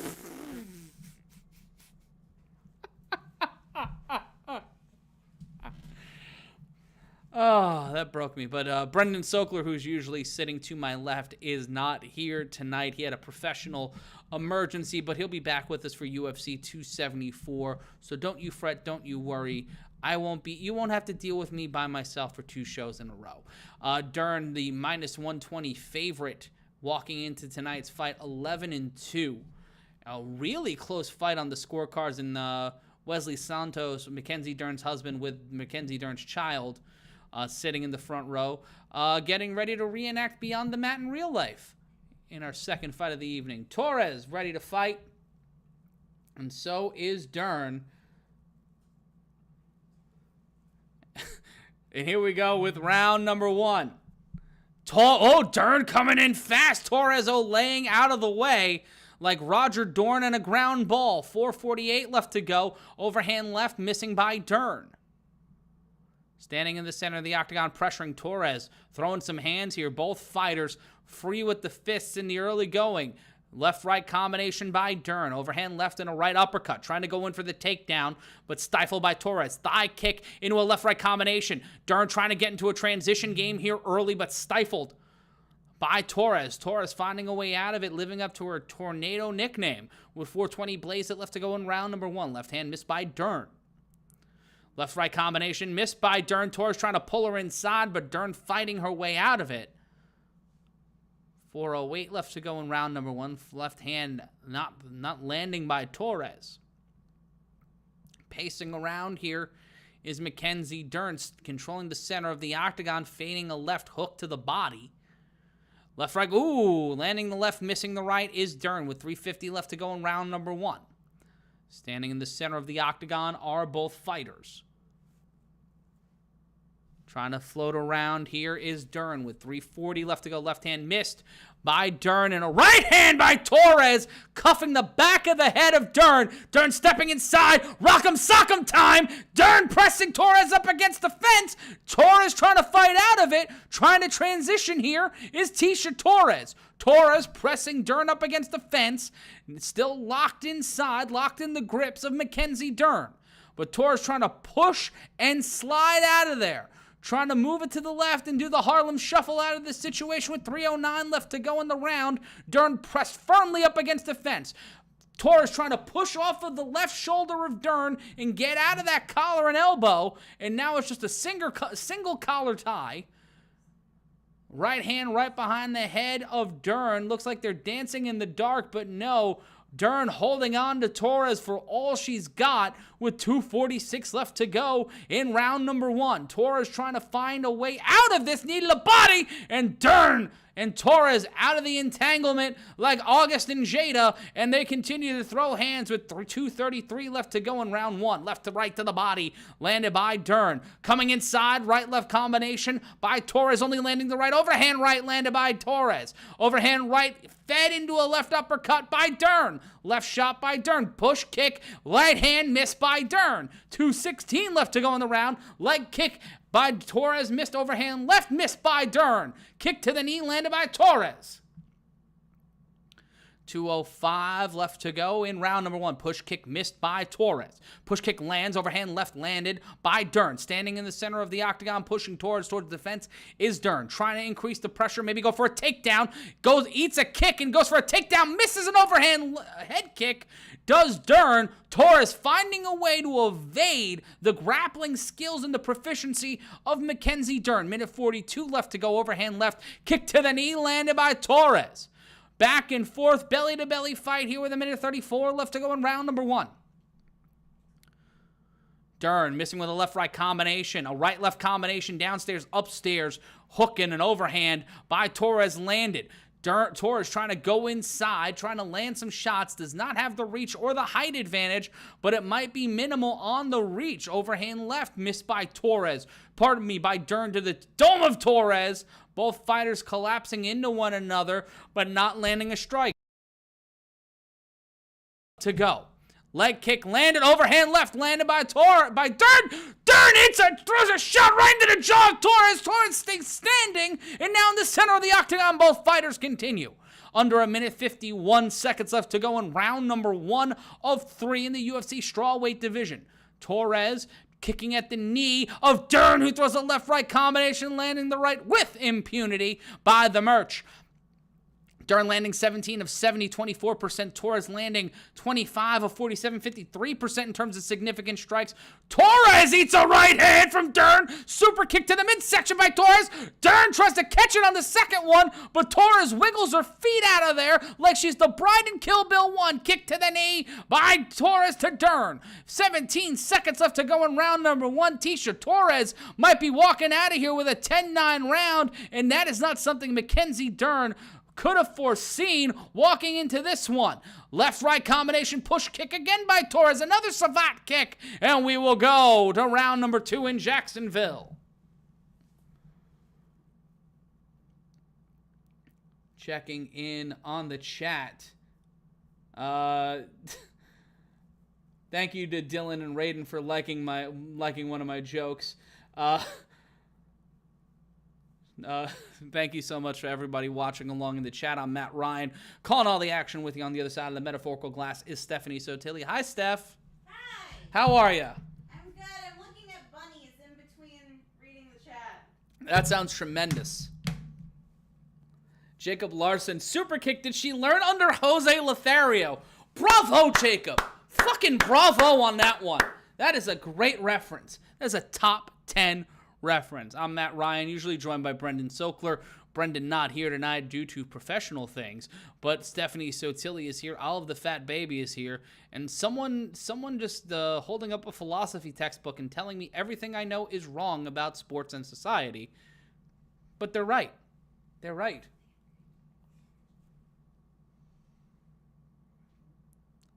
We'll start round number 2 here. Torres trying to chase down Dern. Dern in the center of the octagon, walking right in, eating a right hand, and another savate kick from Torres. Tisha Torres lighting the lamp like the Rangers on the road to the playoffs. And I sounded like Jim Mora there in the way I said playoffs, and I hate myself. Kick to the back of the thigh by Torres. Caught Dern from going ass over tea kettle. And now Torres paying for it by being pressed, and Mackenzie Dern just Luthez pressed Tisha Torres while holding on to her. What the fuck was that? Dern just backpacked in the front and tried to pull an armbar, and now Torres is baby Bjorning Mackenzie Dern, while she's pressed up against the fence, now trying to go for a Kimura is Dern. Dern trying to lock into Kimura while locked around the waist of Tisha Torres. Mackenzie Dern using the element of surprise, trying to rip out the AC joint of Tisha Torres with 3:49 left to go. Torres remaining composed while another human being the same weight as her is straddled against her waist while she is pressed up against the fence. The core strength of Tisha Torres is ridiculous, and the Kimura by Dern trying to tighten it and ratchet it up is Mackenzie Dern. Dern trying to transition out of it. Torres holding on to Dern for dear life. 3:23 left to go in the round. Dern trying to pop off the hip and now locks the leg. Does a stretch muffler Kimura. Does Mackenzie Dern. And this one could be over. Dern has the Kimura locked in. Right on the shoulder, pressing the arms all just driving and holding on to it now. Torres trying to roll out of it. Torres trying to roll out of it. And she does. Tisha Torres rolls through, but the Kimura still being held by Mackenzie Dern. And it's let go. And Dern on the canvas now. And Torres putting her in a vertical press, rolling her up like it's a Mahi-style cradle. With 2:41 left to go, and Dern trying to pull the Kimura again. Dern's got the Kimura again. 2:35 left to go, trying to sink it in while hooking the left leg around the back of Tisha Torres' head. 2:27 left to go in the round. Trying to lock things in here is Mackenzie Dern after the pop-up Thez press into the Kimura. 2:18 left to go. Dern looking gassed, pressed on the canvas right now. Torres trying to find a way out of this Kimura attempt. Trying to roll through, and Dern just locking her legs around the back of Torres' head and her midsection. And then straddling in that line, trying to pull in the shoulder, trying to pull the Kimura there. But Torres interlocking her hands, locking them around the left forearm of Mackenzie Dern and not pull that Kimura. Dern switching her stance here with her legs, tried to press up, possibly pop around, but with 95 seconds left to go in the round, a little bit of a mouse underneath the right eye of Torres, trying to push and use some leverage, trying to fulcrum this one, trying to swing the pendulum back the other way, is Mackenzie Dern. Dern trying to push off of that right leg and use her left leg to push off of the shoulder and finding a way out of it now into a knee bar attempt by Dern. Dern has held on and will not let go. It is like student loans. Mackenzie Dern going Fannie Mae and Freddie Mac on a motherfucker, and Tisha Torres trying to find a way out of it. Now grabs a waist lock. She waist locks Dern while Dern is trying to go for a knee bar, and Dern is now just getting kicked in the face by Tisha Torres, and it looks like they're leg wrestling. And now with 45 seconds left to go, pulling at the knee and the ankle of Tisha Torres is Mackenzie Dern, pushing the ankle down with her left or right hand and pushing up her knee with her right, just trying to pop the joint like you were carving a turkey. Under 30 seconds now left to go in round number 2. Torres trying to find a way out of this after Mackenzie Dern done and dusted her, treated her like there was Bob Roop treating the new guy in the Florida office. Now back elbows from Dern to Torres. Torres trying to hold on to that right arm now as Dern continues to leverage and fulcrum the knee of Tisha Torres. This is a torture chamber I would want nothing to do with, and we will go to the 3rd round in Jacksonville. Taking a look at the chat here. Trigger D saying cries in toxic debt. So Dern winning this round with the sub attempts? Yes. Yes, she is. Jacob Larson saying, get this man a fucking burrito. I would enjoy a burrito right now. Trigger D saying, she just seen red, bro. Shout out to Dustin Cherry for the nice words. And also, if you like sub attempts, you should subscribe to our YouTube channel. If you're watching us live on Combat Culture, ring the notification bell, hit that subscribe button, and also hit a like on this video, because the more people who like this video, the more people will see this video because of YouTube's algorithm. Rhino saying working that leg like a four horseman. She went Ric Flair 45 minutes into a Broadway. Timothy Blake, I fucking love this guy. Play-by-play is called UFC's got nothing on you, Ryan. Oh, you're a sweetie pie. The next time the UFC will be on television is Vicente Luque versus Bilal Muhammad 2. That's on Saturday, April 16th. If you want to follow along with the coverage, go to MMAmania.com or BloodyElbow.com. And Dern coming out swinging in round number 3. Right hands landed by Dern. Torres on her bicycle here in a little bit of trouble. As we enter the third round for the second straight fight here on the main card, we have 3 more fights. Spinning back kick, but Torres almost gets yeeted from a right hand by Dern. Kick to the body, followed by a right-left combination to the head. And Dern has turned this fight around after Torres dominated or set the pace in round 1. Dern stood and delivered in round 2 after Thez pressing Torres and holding on to her like she was climbing up a tree with 4:11 left to go here. In the round, leg kick missed by Dern. 4:05 left to go. Torres still on her back foot. Still trying to trace around. Leg kick landed by Torres. Savate kick landed by Torres. Chasing around. Torres is Dern, missing with a left hand. Torres missing hard with an overhand right kick to the body. Landed by Mackenzie Dern. 3:45 left to go. Can kick landed by Dern. That's the office telling us that we've been given a nice hat. We got lovely hats here. 3:36 left to go in round number 3, the final round of the strawweight fight. And Torres just bull rushing Mackenzie Dern, trying to just push her off. Another knee kick that time by Dern. Left hand landed by Dern to Torres. Overhand left missed by Dern. Left jab missed by Dern. Relying a lot on that left hand. Torres is there to meet it. Trying to set up that right was Dern. Quick skirmish. Dern landing a few shots here. 35-10. Dern leading in head strikes in this fight. The stats are really helping out Mackenzie Dern here. 3 body strikes, but 15 landed by Torres. So plus 12 there. And in terms of leg kicks, 2 by Dern, 19 by Tisha Torres. That's a fair amount of leg kicks. Torres pressed up against the octagon, now moved towards the center, grabbing the leg. Dern has the leg of Torres, and now like a flamingo, Torres one-legged, holding on to Dern, trying to avoid that trip takedown, and it's inevitable at this point, but a kick to the face by Torres! Torres caught Dern slipping! Torres might have got Dern where she lived, kicked her right in the face with the heel, with the heel, spinning heel kick by Torres to Dern. Dern looking a little glassy here, looking a little wobbly. 2:12 left to go now. Spinning around and feigning the kick by Torres. Switches stances again. 2:05 overhand left landed by Dern. Right. Ooh, overhand right landed by Torres. Dern landing a shot of her own kick to the body by Torres. Torres once again doing that bull rush coming in, trying to set up an avoidance of the grapple kick to the body, that time by Torres to Dern. Minute 46 left to go, leg kick landed by Torres.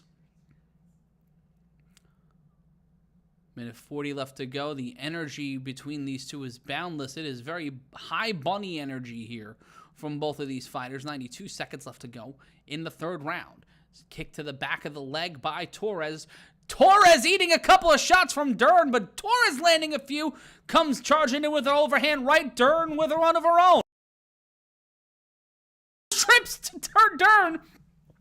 Basically, Charlie horses the back of her knee with her hand, cupped it, and she scooted right down onto her tuchus, but Dern back up with a minute 09 left to go in the round.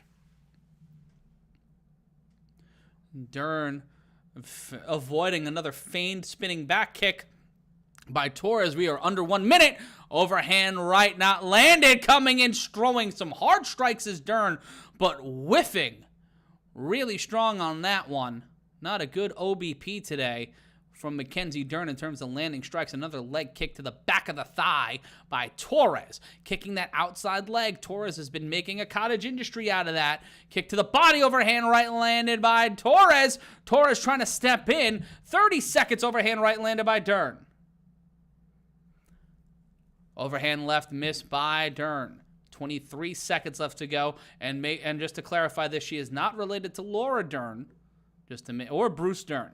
Significant strikes in this round, 12 for Dern, 27 for Torres. Doubling up is Torres on Dern in this round. Ooh, and Torres eating a shot, and now trying to take the right leg. Trying to take the leg of Mackenzie Dern. Is Torres into a scramble, and now we will go to the scorecards here in Jacksonville. Both of them convinced that they got the win. Let us know in the chat if you're watching along who got the win. Mackenzie Dern's family celebrating here. That second round definitely to Mackenzie Dern. This third round a toss-up. But I could see it being a close fight here. I could see a draw, but I could also see either of these fighters winning. And on the replay, showing that pop-up into the Kimura that really changed the tone of this fight in the second round. Shout out to Scott Gordon donating $2 to the cause. You are a sweetie for doing that. Shout out to Auburn Man for the kind words. Taking a look here at the chat. Someone asking, am I related to Paul Felder? No, sadly, I'm just another loud white guy with red hair who happens to like fighting. Trigger D saying this is earlier in the fight. Dern needs to throw that BJJ shit out and just see some red. I can't wait to see some of the stats from that fight. I can't wait to see how that materialized here. Over 400 watching us across the Combat Culture Network. We're so grateful that you're joining us here tonight across Combat Culture. Be sure to like, comment, subscribe, and also donate to the Super Chat. Be cool. Be a sweetie. That's what we call you when you donate here. Be a sweetie and donate to the Super Chat. Or, like, comment, subscribe. If you don't got the cash, we understand. But if you want to levy some cash, if you want to make some of that scuttle, some of that cheese, some of that guap, as they say, please click the link in the description. We'll be dropping it throughout the night so you can make a free bet, courtesy of our friends over at DraftKings. Bill Elder saying, okay, I'm ready for the hype train fight. Choo-choo, motherfuckers, choo-choo. But before that, let's go to the scorecards. Bruce Buffer saying after 3 rounds, we're going to the judges' scorecards for a decision. 29-28 for Torres. Oh, we got a split decision. 29-28 for Dern. And the winner of this fight, 29-28. And staying in the top 5 is Mackenzie Dern. An amazing effort from Tisha Torres, but Mackenzie Dern getting the victory here tonight. Shout out to Marathon Refrigeration donating $5 to the cause. Shout out to Young Ed for saying the kind words about my work tonight. Thank you, John Baez, for the same. If you're just joining us for the first time ever, I'm Matt Ryan. I'm usually joined by Brendan Sokler. He's not here with us tonight, but he'll be with us for UFC 274. And joining me on the other side of the glass is Stephanie Sotilli and also Olive the Fat Baby, who is sleeping or plotting schemes. I'm not sure which one is scaring me more. Timothy Blake lost $10. I'm sorry, Tim. I'm sorry. That's $10 that you'll never see again. But if you haven't already signed up to DraftKings, we might be able to help you win that $10 back because of skill, luck, and determination. But we move on here. We're getting ready for the co-main event at UFC 273. Kelleher 9-0 on the night. Stephen Kelleher in the chat. If you've been doing a pick'em or you bet legally using DraftKings or another legal bet provider, let us know your picks tonight. Let us know what you're thinking ahead of that. Loke saying Matt Brown seen the same fate. Oof, just coming in with some wild shots there, pal. But Mackenzie Dern improving to 12-2. We'll have Khamzat Chimaev going up against Gilbert Burns in our next fight. We'll break down that fight for you in just a second. And then we have the big ones. We have Petr Yan going up against Aljamain Sterling. And then in our main event, Alexander Volkanovski versus the Korean zombie, Sung Jung. Shout out to the Stockton Mill donating another $2 to the cause. And you can do the same thing by clicking the dollar button. Little dollar gimmick right there in the chat function right there. Right next to the poll.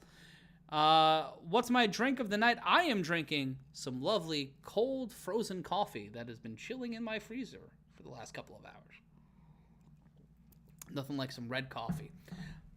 Super Adam Cox donating another $1.99 to the cause saying, I'm a sweetie twice today.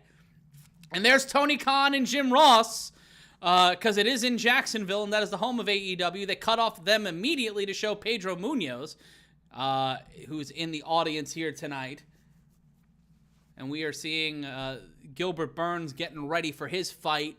20-4. His last fight, he defeated Stephen Thompson by unanimous decision at UFC 254 back in July of last year.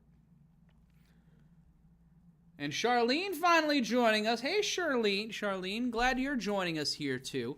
And if you're joining us for the first time or the 15th time or the second time or whatever, we're so glad you're joining us here tonight. We are so happy to be bringing you UFC 273 and all of the UFC pay-per-views here on Combat Culture.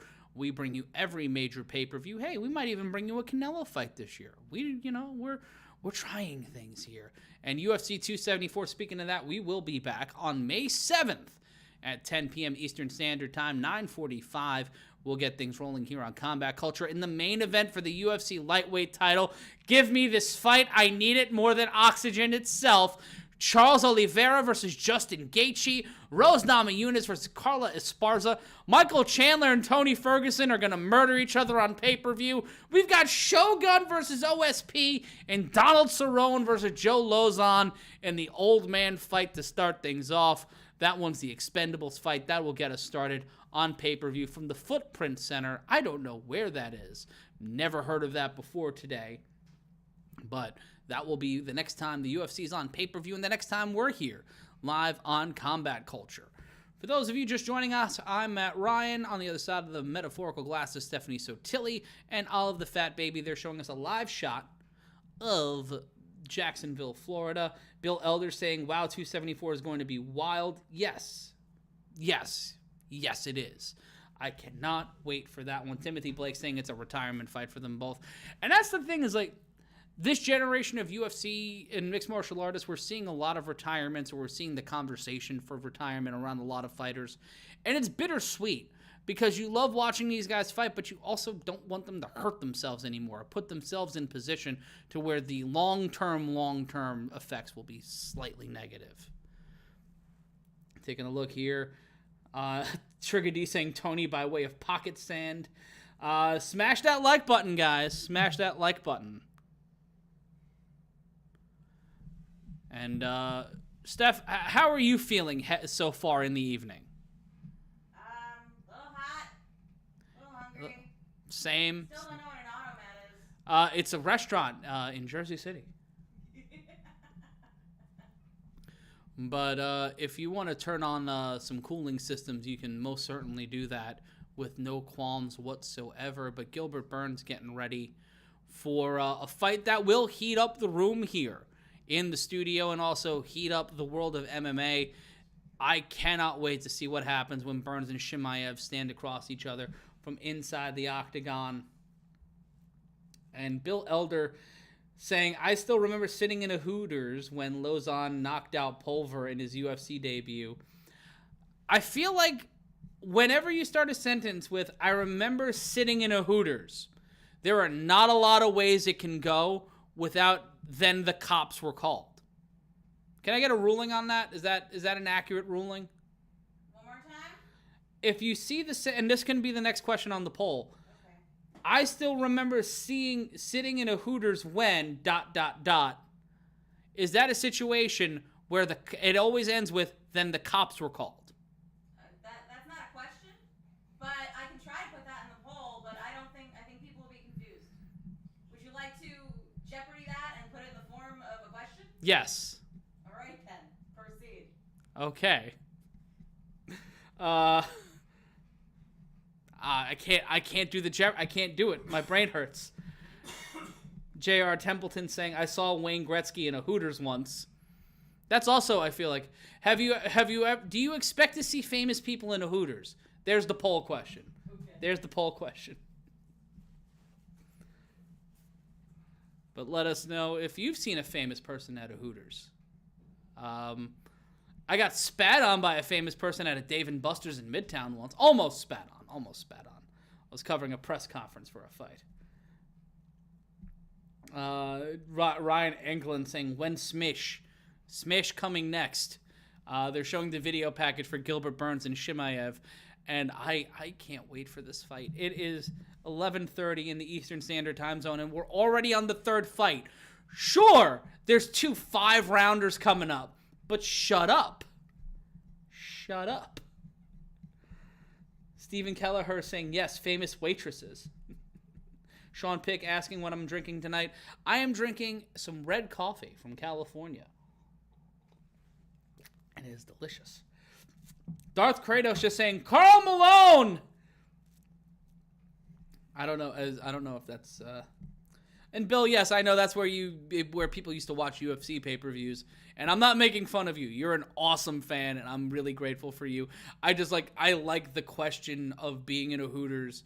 Every time I've heard about someone having a social interaction at a Hooters, it did involve the police or someone needing to call the police. It's got the BJ, too much of the BJ Penn variable for me, where the cops might be called. That's a thing that could happen.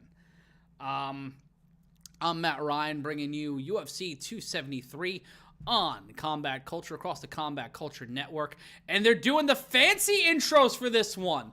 It's a triple main event because it's only a main event if you get a fancy intro. I think that's a rule. Checking in here.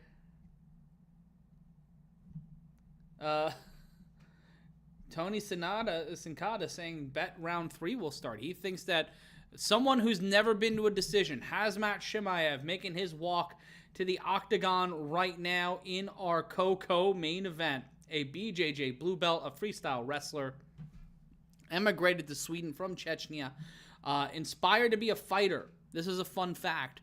While watching Jose Aldo and Conor McGregor while on break working at a convenience store, that fight now Khamzat Chimaev is the legacy of that Aldo McGregor fight. And Chimaev so excited, he is ultimate warrioring his way to the octagon, and he is ready for a fight. He got there in record time. The man from Bindyur, Chechnya, is inside, ready to go, getting ready to get worked on by the cut man. And he's got the record for the fastest consecutive wins in modern UFC history. That's 10 days. 10 days between wins. Record for the quickest 3-fight win streak in modern UFC history, 66 days. He fought 3 fights in under 2 months. 3 months. I don't know how the fuck that shit happens. I don't know how that's legal. Someone make that make sense to me in the chat. And checking in here, Douglas Abramsky, Matt Ryan, the quarterback? No. I am not an Indianapolis Colt. I don't think I've been to Indiana once, and it was to catch a flight. Checking in here on the in the chat here. Gilbert Burns is tough. He can't quit, said Tony Sincada. War Meds is Till in his corner. I don't think I see Darren Till, but Mike Beltran is the referee for this fight. And George Kimmel saying it's illegal because of his beard. I don't know what that means. But taking a look here on the chat, do you expect to see famous people in the Hooters right now? 38% say yeah, 36% say yes, 64% say no.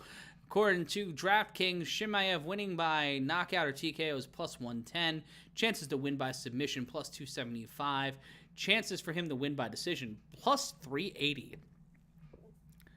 Trigger D wishes Khamzat had Beltran's mustache. Now that would be an awesome facial hair look.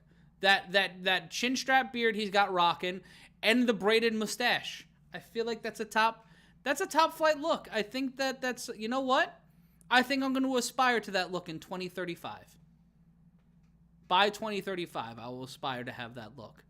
And Gilbert Burns will make his way to the octagon. Spencer Shane saying winner gets Colby. I think the winner of our opening, I think the winner of this gets Colby. I think the winner of this gets Colby Covington or finds themselves in a situation to face Jorge Masvidal once Jorge Masvidal's stuff is handled.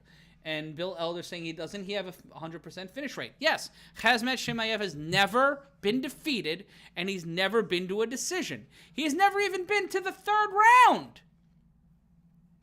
And that's pretty banana pants. And here comes Gilbert Burns. He's making his way to the octagon. And I'm always trying to figure out whether or not I think the UFC should have and Chimaev sitting on the edge of the octagon like a bird, and Darren Till is there. Darren Till in the corner of Gilbert Burns. That is just just a cherry on the cake. Just a cherry on the sundae for this one.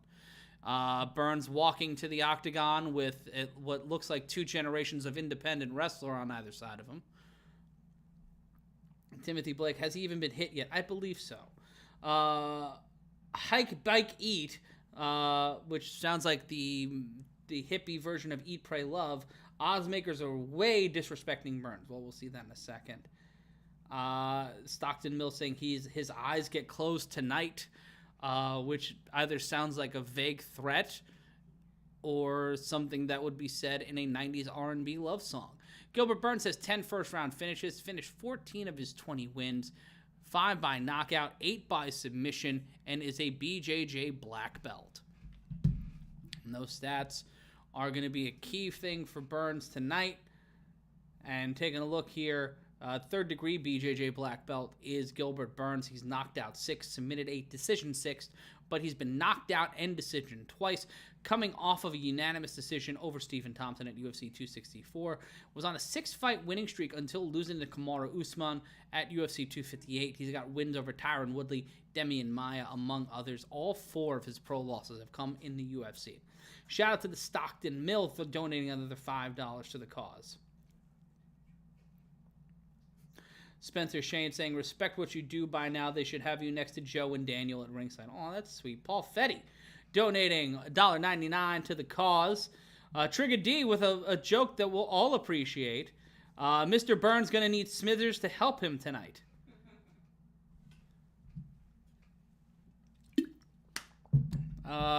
Lee Pierce rooting for Gilbert Burns. We are live here from the studios of Yelling, a.k.a.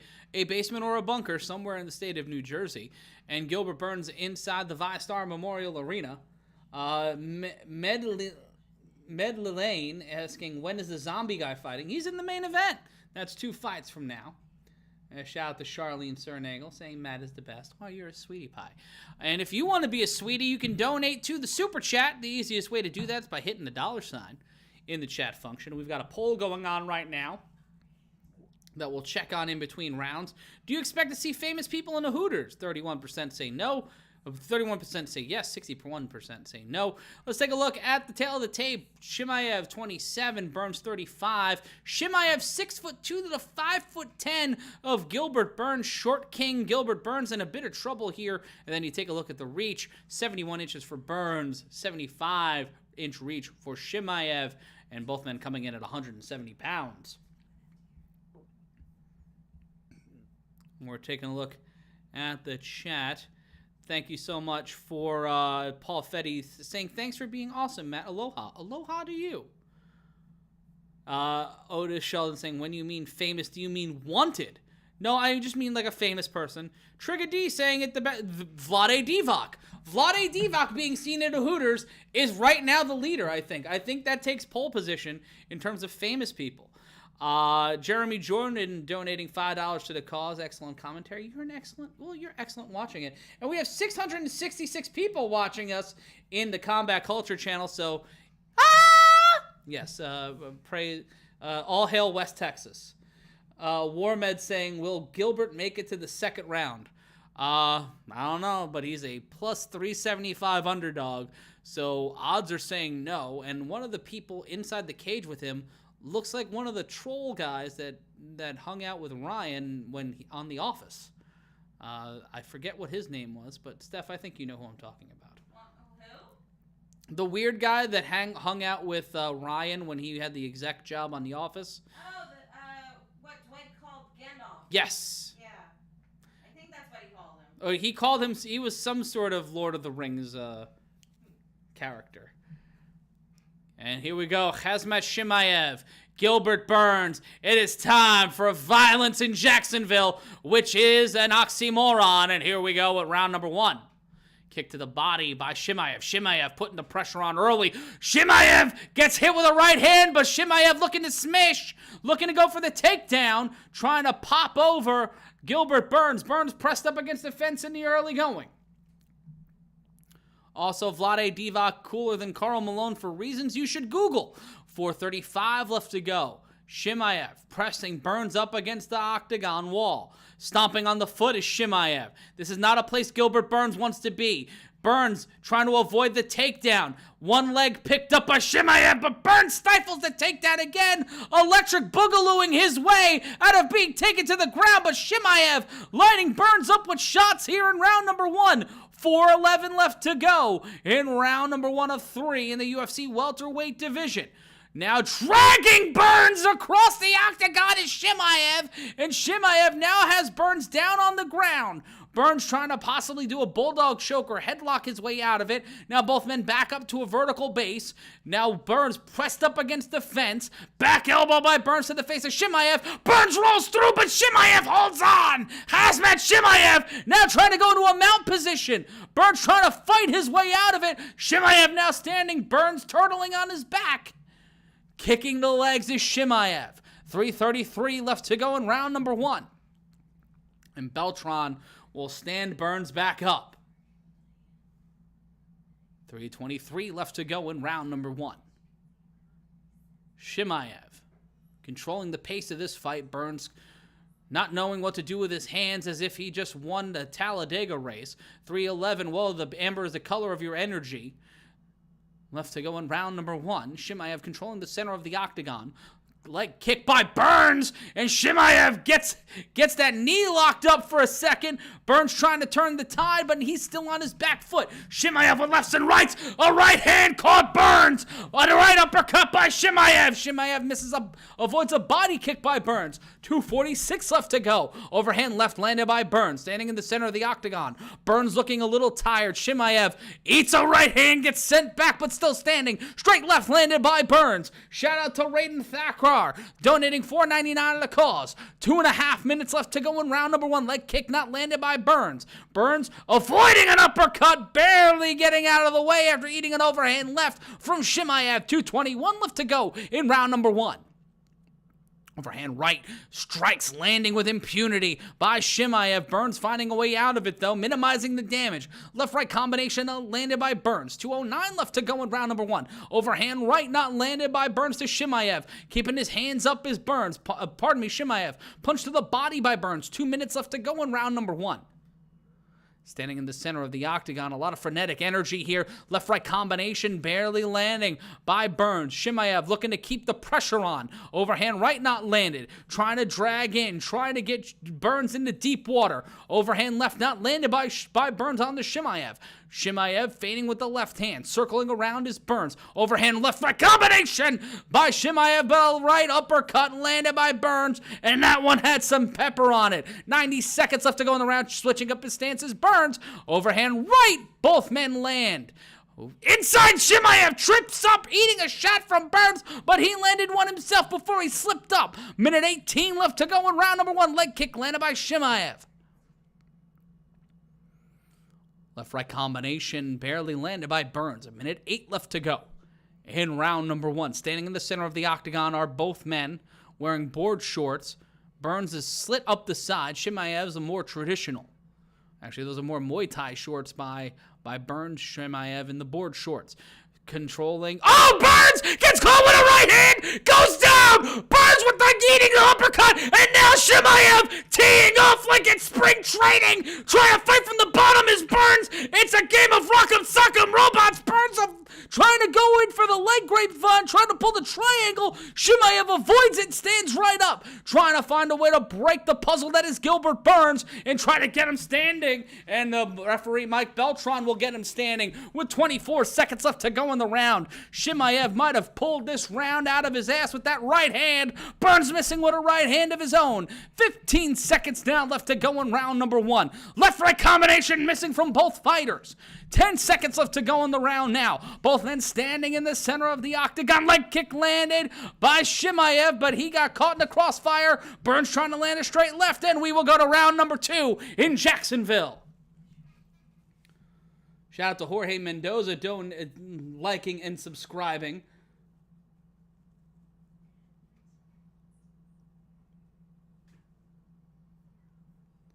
And shout out here, Trigger D saying he survived the smishing.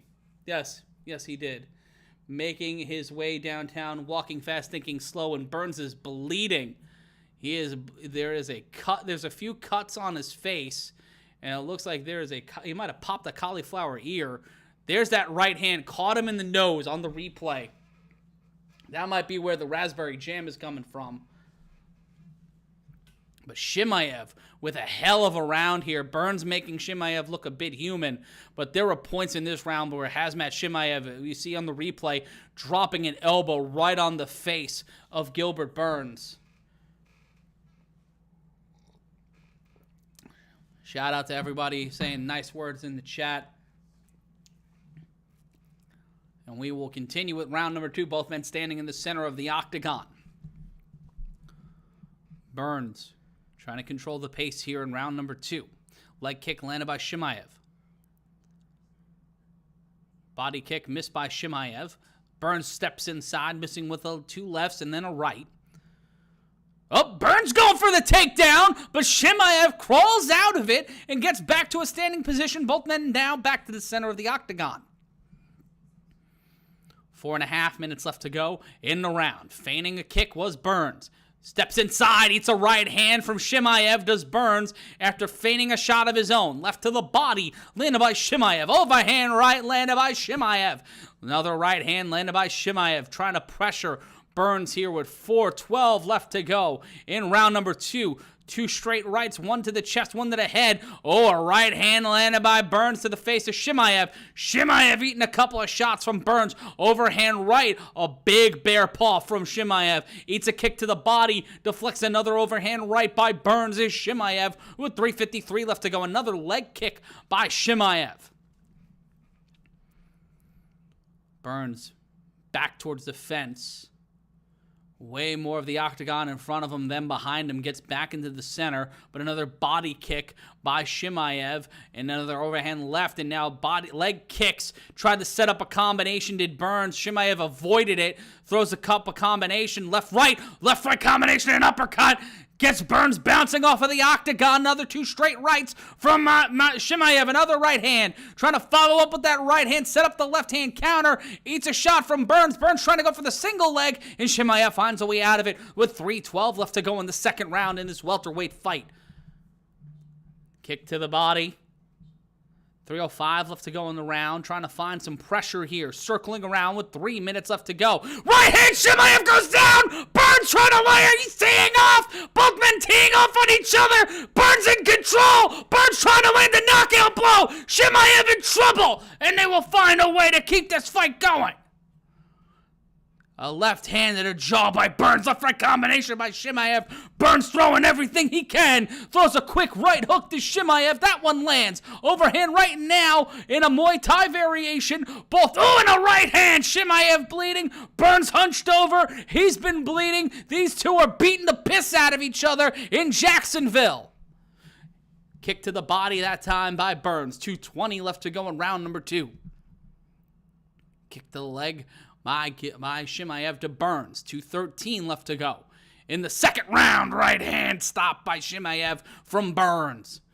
Left-right combination by Burns on the Chimaev. That one landed in the center of the octagon. 2 minutes left to go. Punch to the body by Burns. Oh, and a right uppercut. Catches a Burns on a stray and sends him back a bit. Left-right from both of these fighters. The minute 48 left to go. Burns takedown attempt stifled. Chimaev trying to find something here. Burns trying to pull the triangle and now just landing hammer fist from the bottom and push kicks Chimaev back 3 feet. God damn, what a fight. 93 seconds left to go. They both know it. They're putting on a classic here in Jacksonville, which is not something anybody who's played for the Jaguars in the last 5 years could say. The only thing that good came out of there was the gator ball kick to the body and an overhand right by Burns. Right now, in terms of significant strikes, 27-19 in the first round for Chimaev, 39-23 in round number 2 for Burns. This is Gilbert Burns' round, unless Chimaev is going to drop Burns here in the last minute 7. Burns on his bicycle. Feigns a left hand. Feigning another left hand. Steps in, doesn't land. 55 seconds left to go. Burns looking for an opportunity to try to finish this fight. Chimaev tried to throw 2 wild strikes, doesn't land. Quick left from Burns. Overhand right doesn't land. Overhand right that time does land from Chimaev. He lands another one. He might have found a rhythm with the punches. He might have timed Burns out here with 35 seconds left to go in the round. Both men switching up their stance, leading with their right leg. Leading with the right leg is Chimaev. Leading with the left is Burns. Left hand landed by Burns. Upstairs, downstairs combination. And a body kick. Overhand left landed by, right landed by Chimaev. Another right hand from Chimaev. Burns bleeding once again from the hairline. Eats an uppercut. He's in trouble, throwing wild. Both ways. Chimaev is down. Chimaev is down. Burns almost kicked him almost illegally soccer kicked him. And Chimaev gets dropped towards the end of the round. Oh, and Mike Beltran gets clipped with a stray. Both of these guys still want to go because Burns tried to field goal kick Chimaev. We're going to have a violent final 5. Trigger D saying Chimaev better not ruin his parlay. Ostentatious Gaming saying Flaming Goat Hang 10 sign. I feel like that's a California thing. I'm not sure. But shout out to everybody saying nice things about me in the commentary. It's very, very sweet of you. Stanley Franklin saying HFS. Yes. Holy fucking shit, pal. This has been a fight. Shout out to all 936 of you joining us here in the Combat Culture chat. And there's that overhand right from Burns. Fucked his shit up on that one. Thank you to Ho Killer 254, which is a sentence I've always wanted to say in my 15 years in broadcasting. Todd Gardner made my dang night. This is great. Thanks, man. Never suffering through Jens Pulver again. Is Jens Pulver doing the UFC watch-along? If so, tell them to come here and hang out. And we begin round number 3, both men standing in the center of the octagon. I'm Matt Ryan calling all the action for you. Overhand right missed by Chimaev. Henry Vega donating $5 to the cause. Thank you so much, sweetie. 15 seconds left to go. In round number 3. Round 3 of 3 in the welterweight division. Burns on his bicycle again. Circling the octagon. Going on a tour of the octagon, eats a left hand from Chimaev. Another left hand from Chimaev. Burns looking tired here. Throwing an overhand right. Scott Gordon donating another $2. Thank you, sweetheart. Left hand landing by Chimaev. Putting the pressure on. Ooh, an uppercut landed by Chimaev. Not landing the body kick, though. 4:08 left to go in the round. Left-right combination missed hard by Burns. Chimaev mistiming an uppercut. Pressuring Burns closer and closer to the fence. Overhand right landed by Chimaev. Right hand landed by Chimaev. And a takedown attempt by Burns stifled by Chimaev. A punch right to the face. The right eye of Burns looking to swell here. Chimaev trying to fight off this single leg takedown attempt. Finding a way to do it. Bounces right back to standing upright. Still in the grapple. Still in the tie up here from Burns. He'll find a way out of it. And both men back to a vertical base and teeing off here is Chimaev. Overhand left landed, but peppering a few shots is Chimaev. He has found a rhythm here. He has found a cadence that he likes. He is throwing some heavy hands here. Knee. Burns in trouble. Burns pressed up against the fence. Burns trying to stay in this one. Gets caught and now tried to go for a knee, but got caught with that. And now the left leg is being tied up by Chimaev as Burns pressed up against the fence. You can see him bleeding and breathing hard through the mouth here with 2:53 left to go. This is the deepest KHAMZAT Chimaev has ever gone in a fight. I can confer, I believe he's never gone to a scorecard as a professional fighter, especially in the UFC. And right now, Gilbert Burns bringing him down to earth, but what a showing from KHAMZAT Chimaev. 2:32 left to go in round number 3. Before the scorecards, we'll go to the poll. 2:25. Overhand right missed by Burns. Pressed up against the fence, Burns' blood starting to trickle down across the face of Gilbert Burns. Khamzat Chimaev continuing to put pressure. 210, hits an overhand left. Burns pressed up against the fence. Burns looking in trouble here. Overhand left-right combination in the pocket. Chimaev landing another 2 more. Chimaev with a couple of paw punches there. Overhand right, landed by Burns. Burns trying to keep the blood out of his eye. Minute 52 left to go in what could be considered a Hagler-Hearns-esque slugfest with a whole bunch of grapple fucking with a minute 45 left to go in this third fight of the evening. Overhand left, landed by Burns. Burns looking tired here. 95 seconds left to go in the round.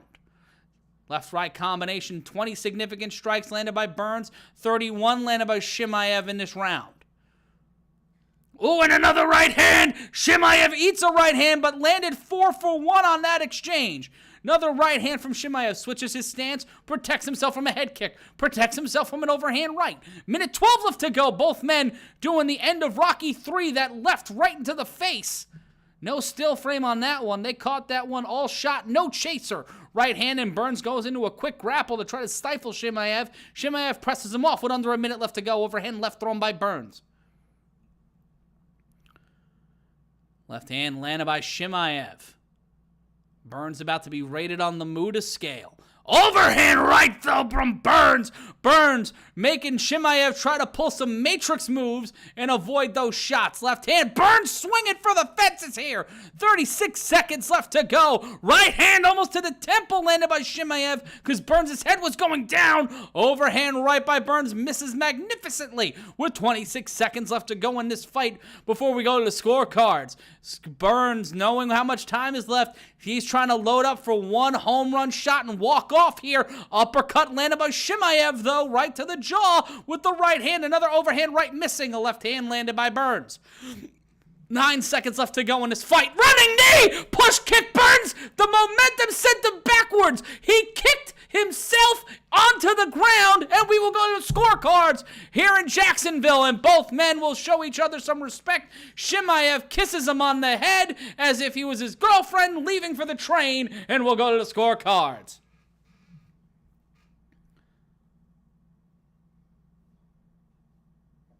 Taking a look here on the chat. Fight, kiss. Ali Kelly Gara saying this should have been a 5-rounder. TEUS saying I should replace John Anik. That's just very nice. You're just too sweet. Shout out to Soap Toaster, Benchipied. I don't know what that means, but thank you. And Zaza asking, how do I have it scored? I have it 2 rounds for Chimaev. I have the first and the third for him. I would give Burns a 10-9 round, but I wouldn't be surprised if the judges score. One judge gives it 30-27 Chimaev. I think it's 29-28 across the board. Gilbert Burns put on one hell of a fight, but I think Khamzat Chimaev gets the win here and walks out of here with the victory. Roger Darta is saying the scoring's been a little funky tonight. Yeah, well, it's Florida. Steph, in terms of scoring in Florida, you've dealt with that. Your thoughts? I don't know. Hanging Chads come to mind. That's what we're known for from my home state. It's your greatest export. So we don't quite know much about counting. But this blood pinata of a fight has to have a winner. I think Khamzat Chimaev gets the win. I think he walks out of here tonight, adding to his record being 11-0, and Gilbert Burns will drop to 20-5. But not a terrible performance from either of these fighters. First round was a little scrappy. So was the second round. Mike Beltran almost got caught in the crossfire. Shout out to all over 1,000 of you watching us across the Combat Culture Network. And we will be taking a look at the scorecards here from Bruce Buffer. All 3 judges score this one 29-28 for the winner by unanimous decision. Gilbert Burns takes the loss. Khamzat Chimaev is still undefeated. What a play what a game, what a fight. Wow, I've been calling too much football lately. What a fight from Khamzat Chimaev, and him and Gilbert Burns talking right now. Burns should not feel like a loser. He might have an L added to his record, but he is in no way a loser after tonight's fight. What a performance from Gilbert Burns, and what a performance from Khamzat Chimaev. If you're saying that the hype train for Chimaev is over, and yeah, there goes the Trigger parlay. I'm sorry about that one, Trigger. That sucks for you, man. I'm so sorry that happened. But yeah, Chimaev had a hell of a fight, and you can't compare Chimaev to Khabib. You can't compare the two. Like, they're different fighters. I think they have a lot of the same background. But Khabib is a once-in-a-generation athlete. He's a once-in-a-century athlete when it comes to this stuff. So, hopefully we'll see more of Chimaev. And you see him, he's got marks on him. He got pieced up a little bit. The parlay is still alive. What a night. What a night here. And I can't wait to see what happens next. We'll see if he faces off against Colby Covington. Maybe he gets himself an Usman shot early. Unbroken 1010 says, here comes the robbery comments all night long. I can see someone wishing Burns got the win, but that first and third for me really were Chimaev's rounds. A lot of people saying Colby would murder Chimaev. I'd like to see it. I'd like to see what happens. Two elite wrestlers. You know, Covington's wrestling is next level, but we've seen Chimaev able to take some shots and throw some shots. Covington, if he faces someone who's got the same level of wrestling or just the same ballpark of wrestling, but has a more proficient strike game, we saw it in the Usman fights.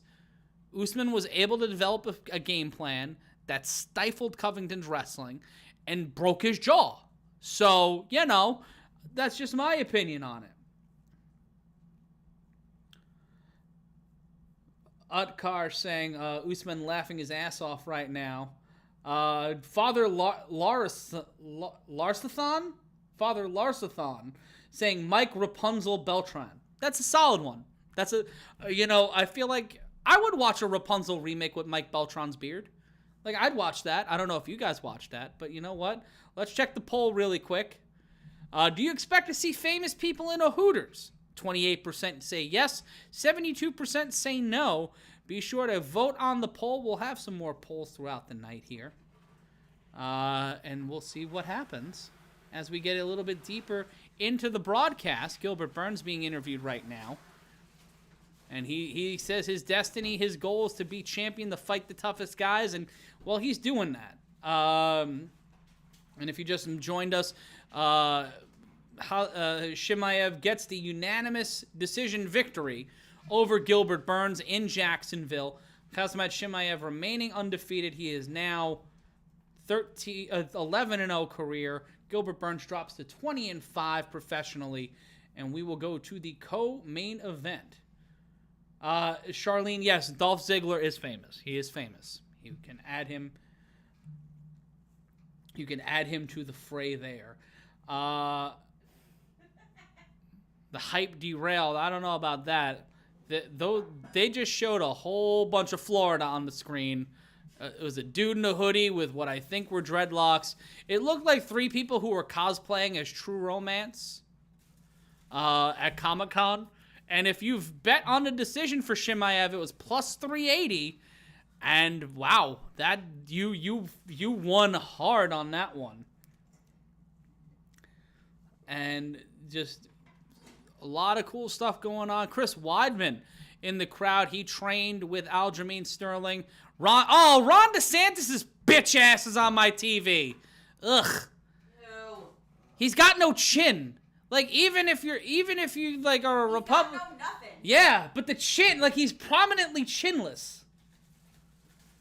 And TJ Dillashaw with the clean and the clear in the house tonight. Adrian Sensimia met Stephen Hawking at an airport. Nice. Let us know the most famous person you ever met in a Hooters, an airport, maybe a Barnes & Noble. And checking in on the chat, I'm the new king of the Octagon. Look, politically, whatever. The man doesn't have a chin. Ron DeSantis doesn't have a chin. Wherever you stand politically, we can all say the man. I have more of a chin than Ron DeSantis. Does that mean I should be voted Florida governor? Yes. No. Oh. I don't want to be the governor of Florida. I know, the bar is really low though. Yeah. That's true. Y'all voted Jeb. Jeb, exclamation point. I didn't do shit. I was in elementary school. He fucked our schools up. I don't know anyway. But we're all here to watch and enjoy mixed martial arts here tonight, so we're grateful that you're all joining us here. Oh, and Ellen Sorbello saying I have bigger tits. Yes, I do. I am a larger man than Ron DeSantis. I have bigger tits and a chin. So go me. Yes, but he is a tit. Nobody uses that as an insult. No. It should be. It's a solid one. Andrew Rye saying, I was expecting HAMZAT to be wrestling heavy, but I think he chose to strike. Maybe that's because he was training with Till. He should return to his bread and butter. You know what? I see that, but I think Chimaev wants to level up. I think he wants to learn and be a more proficient striker. And Dennis Combs saying, I have 3 chins. No, I got like 1 or 2. There's like a solid second one growing here, but just the 1 for now, 1.5. Sore Dick Racing 43V. My dad was really close friends with Johnny Cash. That's a sentence. Mark Baker met Muhammad Ali at his McDonald's in Berry Springs, Michigan. Muhammad Ali owned a McDonald's. Did not know that. Shahan Rahman saying, what do you think about HAMZAT's chances against Usman? I don't know. I think that Usman wins that fight, but Chimaev gives him a challenge. I think he gives him a different challenge than Colby, especially with the level of striking proficiency we saw from him tonight, at least in terms of output. But I don't see anybody really beating Kamaru Usman right now. But that's just my opinion on it. Ed Shalinsky asking, am I in Jersey City? I've been to Jersey City. I love Jersey City.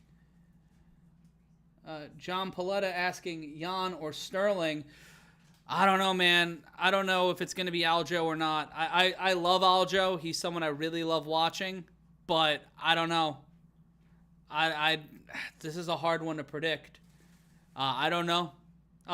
Tino Cadriel Jr. saying, be honest, bro, you're in your mom's garage.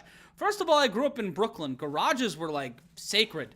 I couldn't find a garage in Brooklyn if you asked me to. Also, my mother's been dead for years. If I was living in her garage, that would just be weird and sad. And I'm already weird and sad. The VIE saying HAMZAT didn't want to face the BJJ. I don't know if it was about the BJJ or not, because I think he was able to stop him stride for stride in terms of the grappling, and we saw some great exchanges in that second round from Chimaev, where he was able to keep that momentum going. But I think if this is a 5-round fight and it's paced a little bit differently, I think Burns finds a way to slow Chimaev down, because Chimaev was controlling and dictating the pace of that fight. Adrian Sensimia saying he sees Yan whooping that ass. Yan was whooping him before that knee. And Adrian Sensimia is saying, what part of Brooklyn? I am from Sunset Park, please and thank you. Trigger D saying Yan by way of translator. It's possible. The translator just hops in and pieces them up a little bit. And at the end, our poll is complete after 403 votes. Stephanie, the votes were 71% no, 28% yes. So 71% of our audience does not believe that you will meet a famous person or see a famous person. You do not expect to see a famous person in Hooters. Unbroken 1010 from south side of Williamsburg. Shout out Brooklyn Stand Up. But let us know in the chat how you see our co-main event to unify the UFC Bantamweight titles go down. Jose Hernandez from Gunstead Park. Goddamn right, buddy. You're probably from where I'm from, so I'm sorry and thank you. Check it in here. Thank you, Mikey, for the nice words. Eddie Woods, great job. UFC needs you calling fights. Maybe. And also, if you're in New York tomorrow and you want to meet me, if you're in Brooklyn or New York or New Jersey and you want to meet me and you want to meet Brendan, come on down to Catalyst Wrestling's Fear and Loathing in NYC. Go to catalystwrestling.com. That's catalystwrestling.com. Buy your tickets now. We have people from AEW, the NWA, Ring of Honor, and more. We have 9 great matches for you tomorrow. Tickets are just $25 at catalystwrestling.com. Come on down. Say, hey, I want to meet Matt and Brendan. We're going to buy a ticket. But if you say, hey, I'm here to meet Matt and Brendan, we will come meet you. We'll take photos with you. We'll hang out. Brendan will be ring announcing. I will be running the show. We want you to come hang out tomorrow night at 5 p.m., a 5 p.m. bell time in Bushwick. And checking in here on the instant feedback, getting invited to the Village Works tomorrow. I don't know what that is, but thank you. And right now, Petr Yan making his way to the octagon.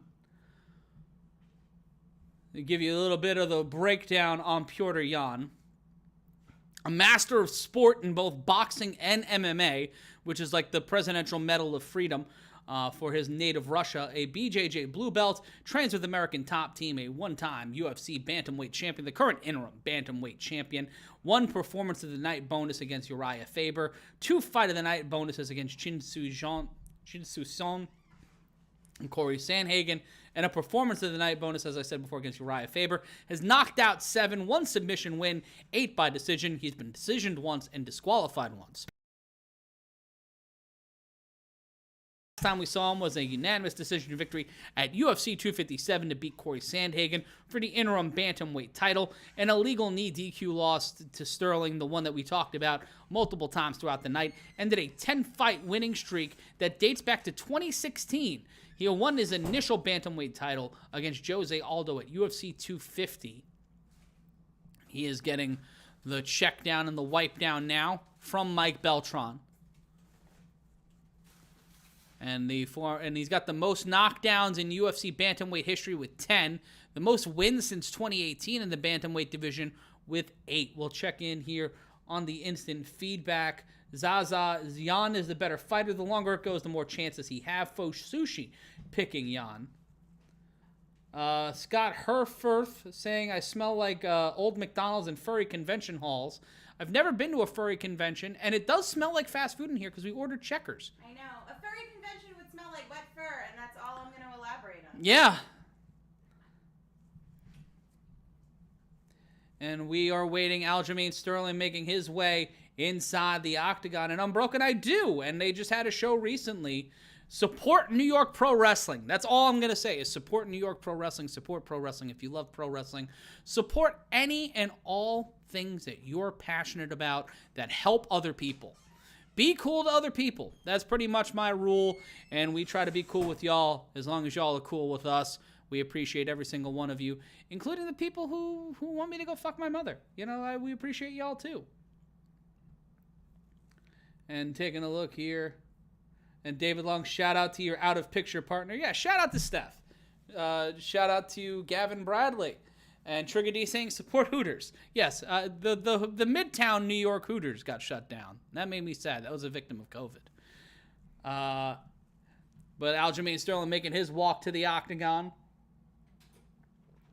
In our co-main event of the evening, a 5-rounder to unify the UFC Bantamweight Championship.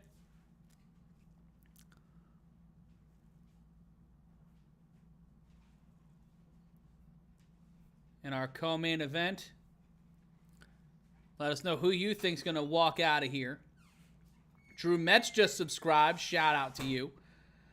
Bill Elder saying he hopes to have Sterling finish him.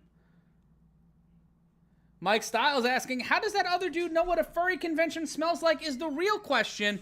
And you know what? You know what, Mike? You're asking the real questions here. You're asking the hard-hitting questions that need to be answered. But Sterling now a part of the Sarah Longo fight team, based out of Long Island from Uniondale, New York, the home of the Nassau Coliseum and the home of Hofstra University. I know, but I've got an AP award from them, so I gotta say nice-ish things about them. Trigger D saying Yan by third round stoppage. Aljamain is broken. That's a harsh one. Rob Claypool, ever had White Castle? Yes, I'm an American from the northeastern United States. Of course I've had White Castle. Sultan of Moulton, 2012, saying Cactus Jack is back. Bang, bang, motherfucker. Checking in on Aljamain Sterling, second most wins in Bantamweight history with 11. Third largest strike differential in UFC Bantamweight history, plus 2.57 per minute. Shout out to everybody watching across the Combat Culture Network. We are getting ready for our co-main event here tonight. We have been leaning and rocking with you all evening long, ever since the start of the main card. And thank you so much. If you're just wanting to get caught up and if you want to see the results, we have them in the Combat Culture YouTube channel description. If you're not joining us on Combat Culture, head on over to MMAmania.com or BloodyElbow.com. And also MMA Mania on Twitter. The gang over there, making sure you're kept up. While I'm yelling, they're typing. Mel's cough drop going for Yan. Shout out to Stephen J. Deno yells. First time listening, I'm on point. Thank you. You guys are on point. You guys are awesome. Bill Elder, does Dillashaw beat any of these two? I don't think he beats Yan. Yan's a pit bull in human form. Aljo, it's, back and forth. Checking in on the tail of the tape for this fight. Sterling 32, Yan 29. Yan with a half an inch height advantage, 5'7.5" to 5'7" of Sterling. Sterling in at 134.5 pounds, Yan at 134 pounds. And then the reach is Sterling's advantage, 71 to 67, as we get ready for our co-main event.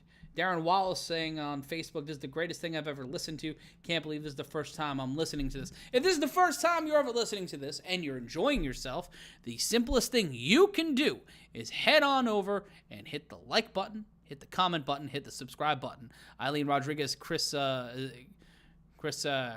missed it, and Sal D'Amato, the judges for this fight. Keith Peterson will be the referee for our co-main event. And be sure, if you have not yet, if you want to watch along with us, it's not too late. Click the link in the description, and also we'll be dropping it in a few more times tonight. A way for you to have a free bet if you have not signed up to DraftKings yet. Our friends at DraftKings are looking to help you out, looking to hook you up. So, let them know Matt and MMA Mania and Combat Culture sent you. Click the link and have a little fun with us. Alan Poole, you are frigging hilarious. Oh, you guys are awesome. I love this. This is my favorite time of the month. John Knight from Indianapolis, Indiana, the home of Pat McAfee. We're definitely for the brand program here. Champ by default. Well, both of them are technically champions. So that makes it a little bit harder, Richie. Just a little bit harder. But we appreciate it.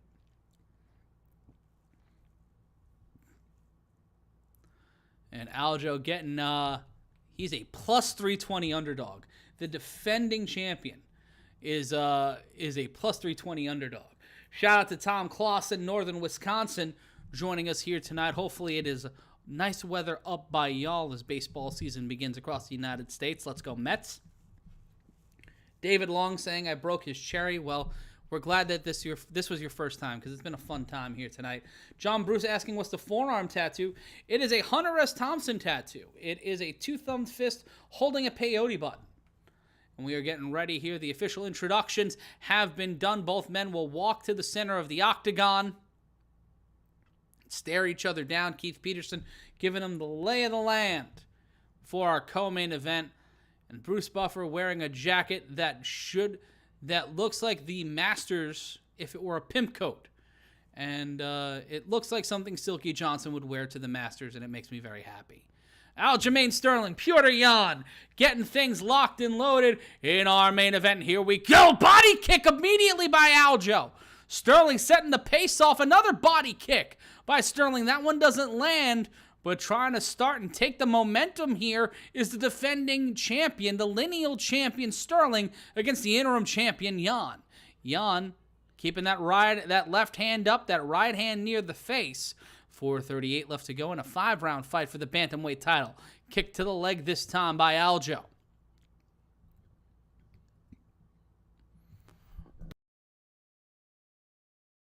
To go. Circling around here are both fighters. Sterling started off hot, but has fizzled here. Going for the takedown, stuffed immediately by Yan. Yan gets up, tries to throw an overhand left, doesn't land. Body kick missed by Yan. 4:07 left to go in the first round. Circling the center of the octagon, leg kick missed by Sterling. Sterling trying to put in some pressure, but his back is getting closer and closer to the fence as Yan just circling and pressuring more and more here with 3:48. A head kick missed by Aljo. 3:45 kick to the body missed by Sterling.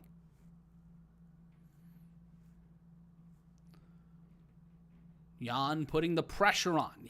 Kick to the body landed by Sterling. 3:31 left to go. Right hand landed by Aljamain Sterling. Sterling eats a right hand and bounces off of that one. Yan landing shots here. Also, Petr Yan looking like the lost Wahlberg brother. Looks like if Donnie and Mark had some sort of weird fly incident. 3:16, what left to go in the round? A couple of right hands from Sterling trying to tap him out, but throwing a right hand, and Yan with an overhand left from hell does not land. Knee landed by Sterling and tried to go for a kick, but caught Yan with his knee. 3 minutes exactly left to go in round one. Right hand missed. Putting the pressure on is Petr Yan. Aljamain Sterling back towards the fence. In a bit of trouble here. 2:46 left to go. Circling here. Trying to K-turn his way out of the situation and get himself on the opposite side. Yan with a left hand, and a left kick. Landing both. 2:31 left to go in round number one. We're halfway through the first round. Sterling with a body kick. Trying to feign, trying to make something happen with the punches. 2:22 now left to go. Shout out to the two Coreys. Circling around here is Sterling. 2:15 left to go. Trying to feign that right hand is Sterling. Both fighters missing on overhand punch attempts. Neither landing, and we're back to where we were with 2 minutes left to go. Trying to shoot the takedown. Left punch, left kick combination by Yan. Right-left combination by Yan. Minute 50 left to go in the round. Circling around, Petr Yan controlling this fight. Minute 45 left to go. Ooh, both of them checking leg kicks on each other, almost snapping their shins as they continue to circle around here. Left hand, Yan chasing in, missing with an overhand left is Petr Yan. Yan stepping in, eating a right-left combination from Aljamain Sterling. Minute 27 left to go. Overhand right missed by Sterling, landed but deflected by Sterling. Right hand, and a overhand left landed by Petr Yan. Kick to the body landed this time by Aljamain Sterling. Minute 11, leg kick pulled by Sterling. Continuing to get pressed closer and closer to the defense as the defending lineal champion. 1 minute remaining in the first round. Keith Peterson, the referee. Petr Yan winning this fight in terms of momentum and control. Don't know that much about the stats just yet, but under a minute left to go, and Yan has been dictating the pace of this round, even though Sterling's been poking holes in the former champion's defense. Sterling being kept on his back foot, lands an elbow, but it's blocked by Yan. Yan covering his head real hard, overhead head kick missed by Yan, landed it and kind of shuffled, landed a little awkwardly, landed on his heel. 23 seconds left to go. Throws a right hand as Aljamain Sterling. 19 seconds left to go in round number one. Continuing to circle and pace here. It looks like he's trying to avoid getting hit with a dodgeball is Aljamain Sterling. Trying to piece up Yan at the end of the round. Trying to shoot for a takedown. Maybe steal some points. And both of these fighters will see round two. Well, right now it being a 10-9 round in favor of Petr Yan.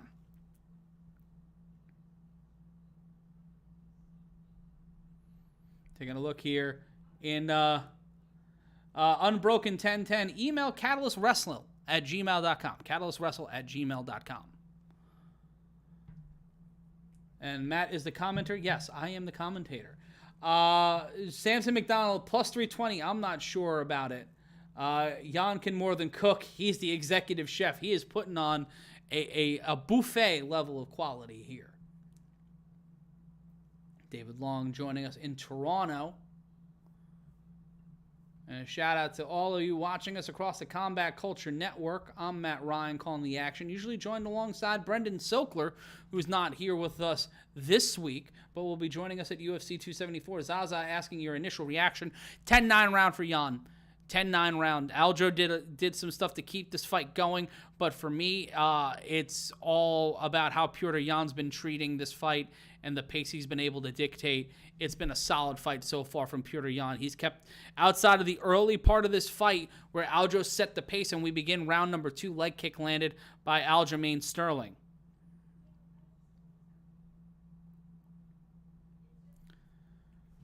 Circling around here, once again, Sterling's back pressed towards the fence. Right hand to the body. Sterling trying to turn the pressure around here. Trying to find an opportunity either way is Aljamain Sterling with 4:27 left to go in round number 2. Kick to the body, landed by Yan to Sterling. Our co-main event for the UFC Bantamweight Championship. Petr Yan looking to get back the belt he lost via disqualification. One of the reasons why professional wrestling is a superior sport, but that's a conversation for another day. Leg kick missed by Sterling. Yan looking to put pressure. Sterling looking to go for the takedown. Stymied by Yan, and Yan will punch his way out of that takedown attempt. And another shooting for that single leg, spinning out of it is Yan. Yan is down, and Aljo putting the pressure on. Trying to take the back is Aljamain Sterling, and Yan in trouble here. Aljo gets the back. Aljamain Sterling, and Yan pivots out of it, but Aljo wrapping the legs around Petr Yan. Yan in trouble here. Yan being being baby Bjorn by Aljamain Sterling, who is putting a figure 4 around the waist of Petr Yan. A punch to the back, a back punch by Yan to the face of Aljamain Sterling. Both men in a seated position now. The legs still grapevined around Petr Yan. The left leg caught in like a figure 4. And now Aljamain Sterling trying to go for the submission. Trying to pull a choke here. Could be trying to go for an RNC. Oh, trying to slip one of the arms under. Sterling landing some left hands. Now punching Sterling in the back of in the face. Laying on top of him. 2:38 left to go. Sitting back up. Making Yan work here is Aljamain Sterling. Both men on their sides here, but still that grapevine around the waist of Petr Yan. Yan trying to avoid getting choked out here. 2:22 left to go in round number 2 in a 5-round fight for the UFC Bantamweight title. Looking to drive through here. Yan still trying to use that free left hand, the hand that's not trying to stop Sterling from pulling off that RNC, trying to sink underneath the chin. And Sterling punching with that left hand. Now in a fetal position for both fighters, looking like the John and Yoko cover of Rolling Stone, or the Double Fantasy, the Double Fantasy album cover. And Sterling teeing off on Yan, has his back, and still holding on to the back, and he pulls the choke. Aljamain Sterling trying to pull the choke. He's got it. He's trying to lock it in. Aljamain Sterling has the arm underneath the chin, but can't pull the arm up, can't lock it in, and now Sterling teeing off on Petr Yan. This fight has turned on a dime, and now Yan in trouble. Petr Yan in a world of trouble. 1:12 left to go in the round. And now, 2 minutes and 32 seconds of control time later, Aljamain Sterling has turned this fight around and now is teeing off on Petr Yan while still trying to get the submission. 55 seconds now left to go in the round. Trying to stay and maintain that position is Aljamain Sterling, who is landing with quote-unquote impunity, available now in the merch store. And Sterling trying to lock in that submission. Still holding on to that grapevine with 37 seconds left to go in the round. Cannot find a way to sink that arm underneath the jaw of Petr Yan and try to set this submission. And Yan throwing some punches to the face of Sterling, who's still controlling him with 22 seconds left to go in the second round. Yan in trouble, has now at the point where it's almost been 3 minutes of ground control time from Aljamain Sterling. If this is the fight, Petr Yan is in a world of trouble. He has not been able, and now another attempt from Aljamain Sterling, not able to pull it, but the second round will end way differently than the first one. Yan pissed off, taking a long walk to his corner, and Aljamain Sterling taking up the adulation of this crowd in Jacksonville. Heat Rider saying, please just illegal knee him again.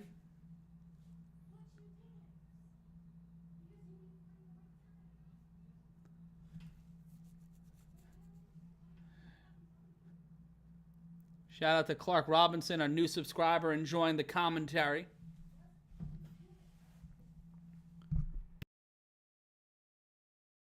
And we are getting ready for round number 3. Sean Jones saying, eat it, Dana White. And I let everybody know what's going on. Zaza saying 30-28. Well, right now it's 18-18. 19-19. It's 10-9 round, 10-9 round. Bill Elder, I don't have the sound, so I don't know. If somebody else is watching, if you can let us know what's going on the ground there. And it will be the third round coming up right now.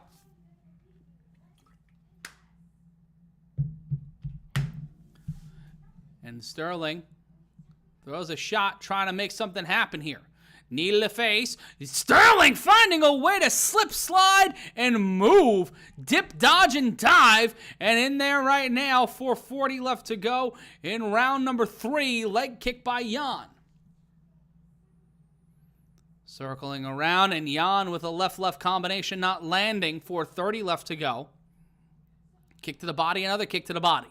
Savate kick by Yan. Another takedown attempt by Aljamain Sterling, stifled by Yan, but still in the grapple. Finding a way out of it, though. Yan trying to throw a hammer fist while standing.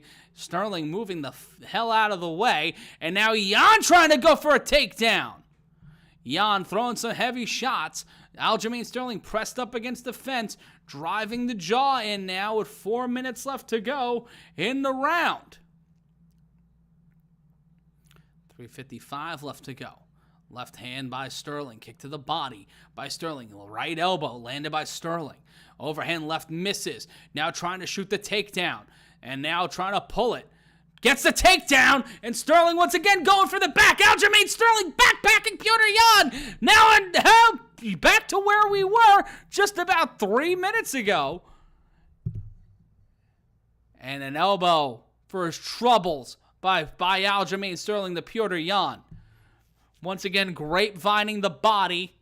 Just trying to set up that rear naked choke. Just trying to pull that choke. And Petr Yan came into this fight the clear favorite, but the tide has certainly turned here for Aljamain Sterling. The man from Uniondale, New York, will not be denied his chance to prove he belongs, and he deserves to be the UFC Bantamweight champion. 2:56 left to go in the third round. And this one could be over. Yan in trouble. Yan trying to fight out of it. Knee to the elbow to the thigh of Aljamain Sterling. Throws a punch. Yan trying to keep that chin pressed up against his chest. And Sterling doing everything he can to rumble Yan around long enough just to cinch in that choke. And now just laying on him, staying on him.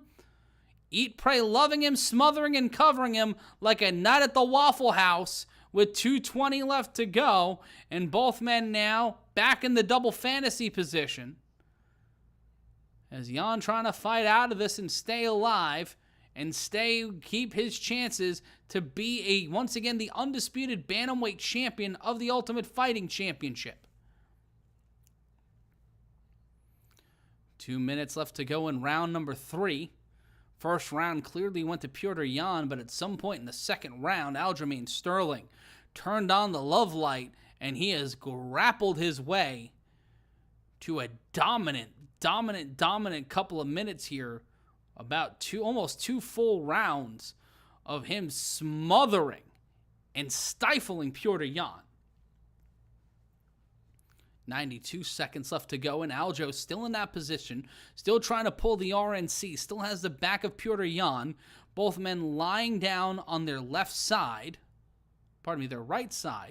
trying to splay out his Yan, trying to break that grapevine, splaying out his legs, and now trying to press off, and now still has the back, does Aljamain Sterling. They transition, Yan's face in the mat, in a variation of the Luther Campbell.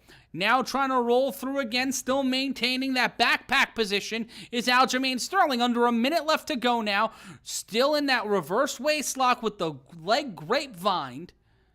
Just driving and squeezing over 6.5 minutes now for Aljamain Sterling in terms of ground control time. Now pressing over, and a right hand from Aljamain Sterling. Trying to make something happen with 34 seconds left to go in the third period. Pressed on his back, trying to pull the submission, is Aljamain Sterling.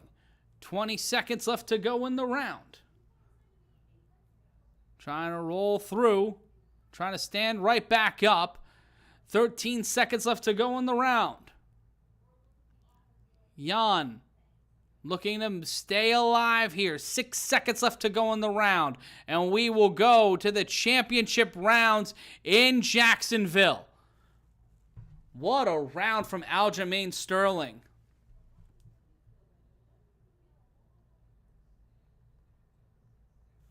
Taking a look at the chat here. Viejo Tastic saying Yan is done, man. Default started loving my calling it the Luther Campbell position. Kaivel saying Yan needs to keep it standing. Well, yes. Yes, he does. Shout out to Stanley Franklin. Credit Travel Guy saying Yan fought with emotions tonight, not heart.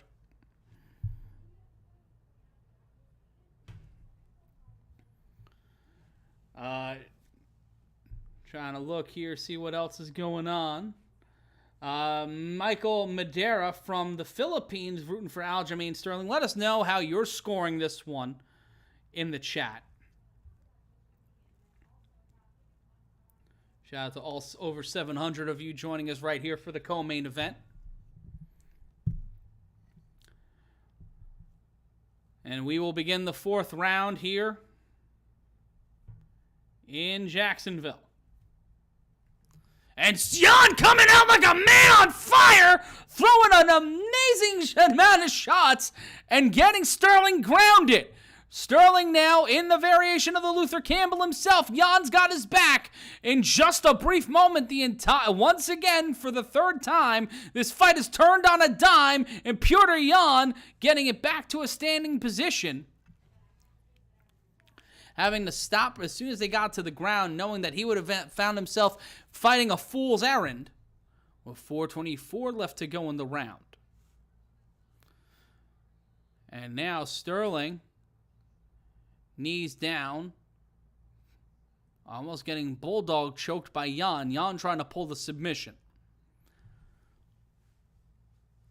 The current champion being controlled by the interim champion after 2 rounds of Aljamain Sterling dictating this fight and controlling it from the ground. Sterling trying to find a way to pull him back down, and Yan going for the back. Petr Yan, knee to the thighs.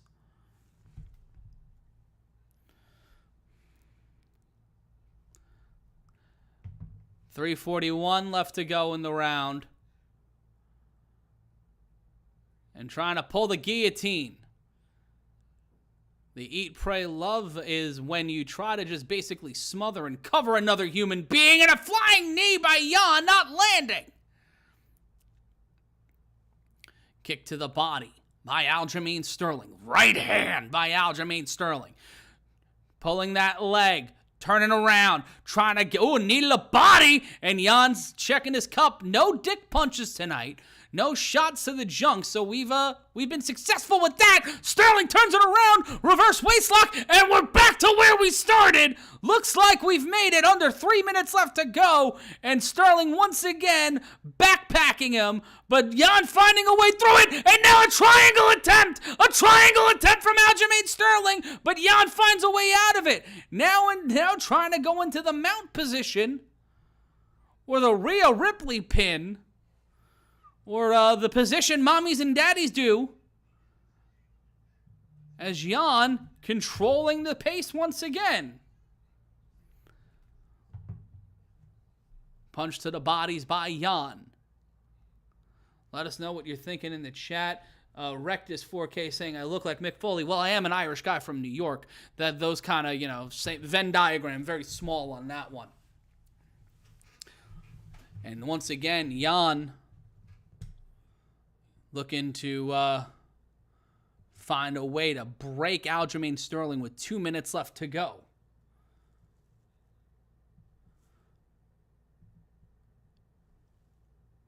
Petr Yan looking like a Mormon because he has got Aljamain Sterling locked up in a missionary. Sterling needs to pop his feet off the hips of Petr Yan with 1:39 left to go.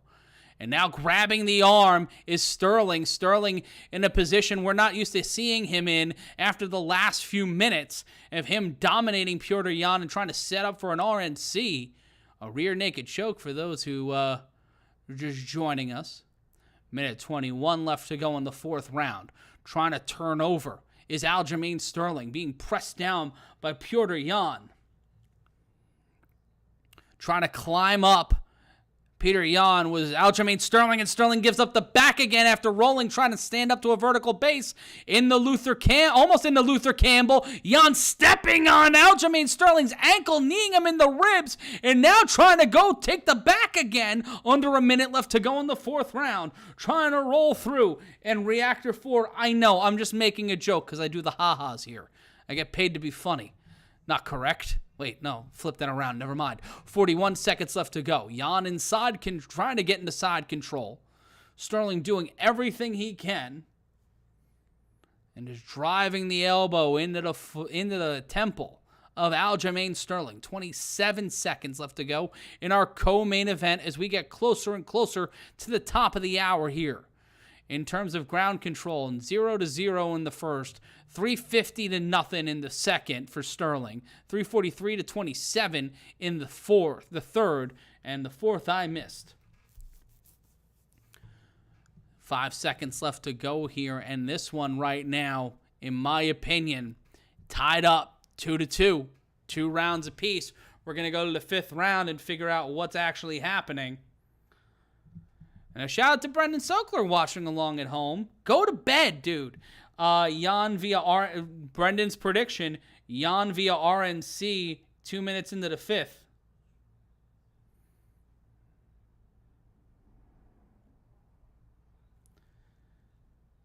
And John Paleta asking, why are we ahead 20 seconds? Well, there's latency. So we're watching the pay-per-view in real time. So whatever you're watching, we're getting the pay-per-view at the same time, but you're getting me 20 seconds later because the internet doesn't want us to watch things at the same time. Or latency, speeds, all of that stuff. Shout out to Steven Gukic. LOL, this has been entertaining hearing your takes on these positions. Of course, I know what the positions are, but for people that are watching along for the first time or people who just want to have fun, I'm going to have fun with it. The Judo Basis, which is an awesome YouTube name, by the way, is it 2-2 or 3-1? Right now, it's 2-2. Round 2 and 3 went to Aljo. Round 1 could have been Aljo up until Yan decided to take control, and a leg kick, a sweep kick by Yan, takes Sterling onto his tuchus. Sterling gets right back up, a body kick landed by Sterling. Kick to the thigh by Petr Yan. Left, overhand left, missing with that overhand left. Live odds right now, according to DraftKings, -115 for both fighters. Aljamain Sterling trying to go for the takedown. If you want to use that free bet, use it right now. Link in description below. 4:27 left to go in the round.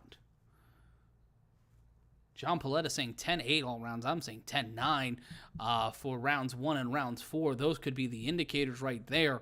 Round 2 and 3 could be 10-8 rounds, but I don't know if it's a 10-8 round in round 1 and round 4. Both men back to a vertical base after Yan tried to make something happen on the takedown. Left-right combinations by Yan. Both men standing in the center of the octagon with 4:01 left to go in the round. Right hands by Aljamain Sterling, followed by a left-right combination by Petr Yan. 3:54 left to go. Yan trying to go for the takedown, or stifle a takedown from Sterling, pardon me. 3:49 left to go. Overhand left not landed by Sterling. Aljamain Sterling trying to go for the takedown. Has the back, might try to backpack him again. Trying to go for the trip takedown. Set his leg through and tried to press off of the left thigh. 3:35 left to go. And now Yan closer and closer to the Luther Campbell position, being dragged into deep water by Aljamain Sterling. Trying to isolate the legs here, and a knee to the thigh in the Luther Campbell. Trying to peel him down. And now Sterling still working. Yan spins, hits the B button. Spins out if it were Madden 04, pulling a Mike Allstott and stays standing, and Sterling once again trying to get it back to the ground. Yan with a combination right hand by Aljamain Sterling. Left-right combination by Sterling, trying to once again go for the takedown. Stopped by Petr Yan. 2:49 left to go. Both men standing in the center of the octagon. Going for a takedown again and stifled. And now Yan, knowing better, needs to get to standing.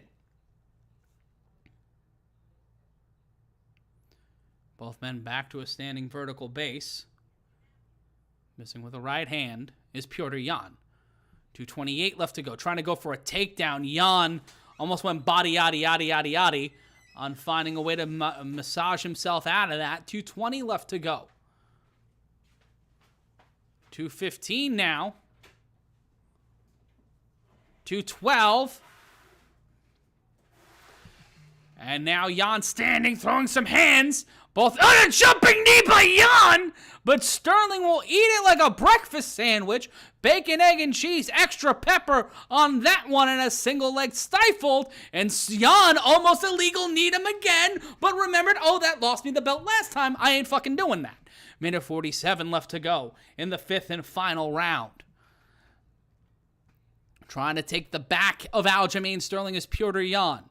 Trying to win this one. Trying to win back the title. He lost. He lost it. Aljamain Sterling, you can argue, didn't win it, but Sterling doing everything here to maintain a status as a champion. This is a championship quality fight from both fighters. Aljamain Sterling in this last minute 20 will have to do something to take this round. And now Sterling trying to go for the takedown, cannot, stifled again by Petr Yan. Yan trying to go for the submission, and Sterling with the wrestling skills, utilizing his D3 NCAA background. Minute 4 left to go, but Yan taking the back again. 1 minute remaining in the 5th round. This one to decide the UFC Bantamweight champion. We got one more fight for you for the UFC Featherweight title, and we're going to figure out if Alexander Volkanovski can stay at the top of this division. 45 seconds left to go now. Yan taking the back of Aljamain Sterling. 38 seconds left to go. Rolling through is Aljamain Sterling. Sterling still, Yan having his back. 30 seconds left to go. Sterling trying to roll out of this one. Trying to keep the vertical base, trying to keep the base here is Petr Yan. Knee to the midsection by Petr Yan. Yan now standing in a good morning position was Aljamain Sterling. Almost doing a downward facing dog, and now the legs intertwine. 8 seconds left to go. In round number 5, Sterling will stand up and try to flat back real quick, stifles his way out of it, and for the 4th time tonight, we'll go to the scorecards on the main card here in Jacksonville.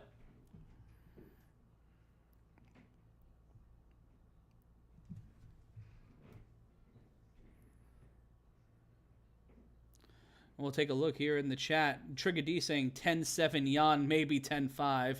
Trigger D saying, I guess I'll just die. That was his parlay saying that.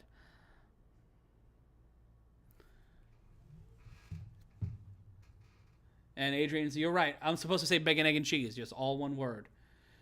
Sean Jones, breathe, my man. You did good. And Ghost 11C2X saying, trilogy. Yeah, I'd like to see a third of this. If they can do this one more time, I would like to see it. Can I see it though? Can I see it though? God bless this California red coffee. I'll tell you that right now.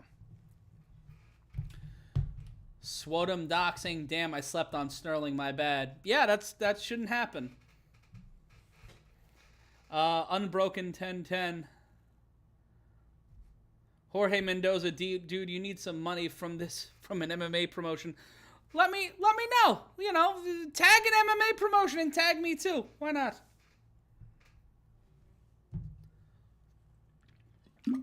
John Bruce saying, is it a draw? I don't know. Let's take a look at the fight statistics. 43 significant strikes for Sterling, 51 for Yan.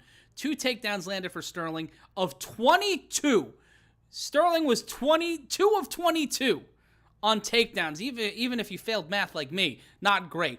But Yan landed no takedowns, attempted none.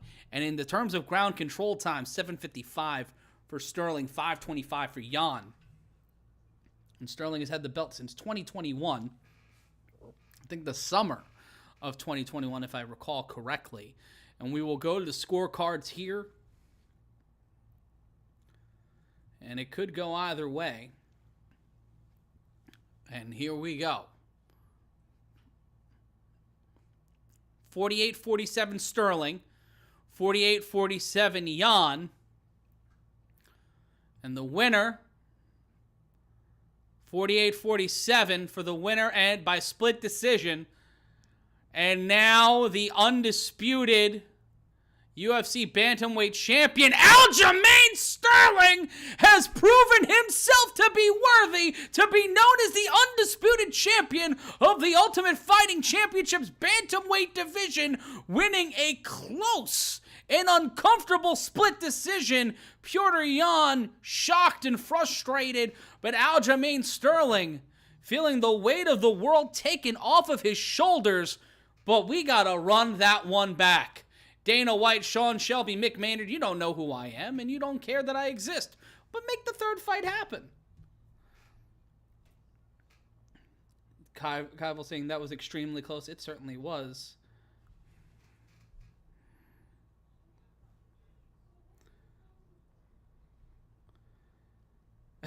Sean Jones saying UFC Facebook groups are going to crash. Split decision judges are nuts. Welp, if you bet on the parlay, Baba Booey to you all. Timothy Blake saying, wonder what happened if Yan had his people there to coach him. This gives the argument for a trilogy fight. And Rowan, got to give him props. You do. You have to give everybody here props for the effort, an amazing fight, an amazing co-main event. And we got one more fight, by the way. We have one more fight tonight, and it's the Korean Zombie. We've got the Zombie in the main event of a pay-per-view where every fight has gone to the main card. So set your bets, because this one ain't... I don't know if that one's going to go to the distance, gang. Let us know in the chat if you think that one's going to be going the distance, going for speed. Hopefully you're not left alone in your time of need. I'm Matt Ryan, and I'm so grateful to be joining you here on Combat Culture and bringing you all the action of UFC 273. A big night for Aljamain Sterling. Long Island, New York, stand up. The first person to win a championship on Long Island since the Islanders about 40 years ago. And TJ Dillashaw wanting to smoke, dressed like someone who sells weed on a college campus. And Swotum Doc saying Alexander the Great all on this one. It's a toss-up for me. Taking a look here in the chat. Shout out to everybody. Heat Rider, Baba Booey. A Baba Booey to you, sir. Stephen Kelleher saying Zombie submitted early. That's an interesting one. And Petr Yan being interviewed right now. by Joe Rogan.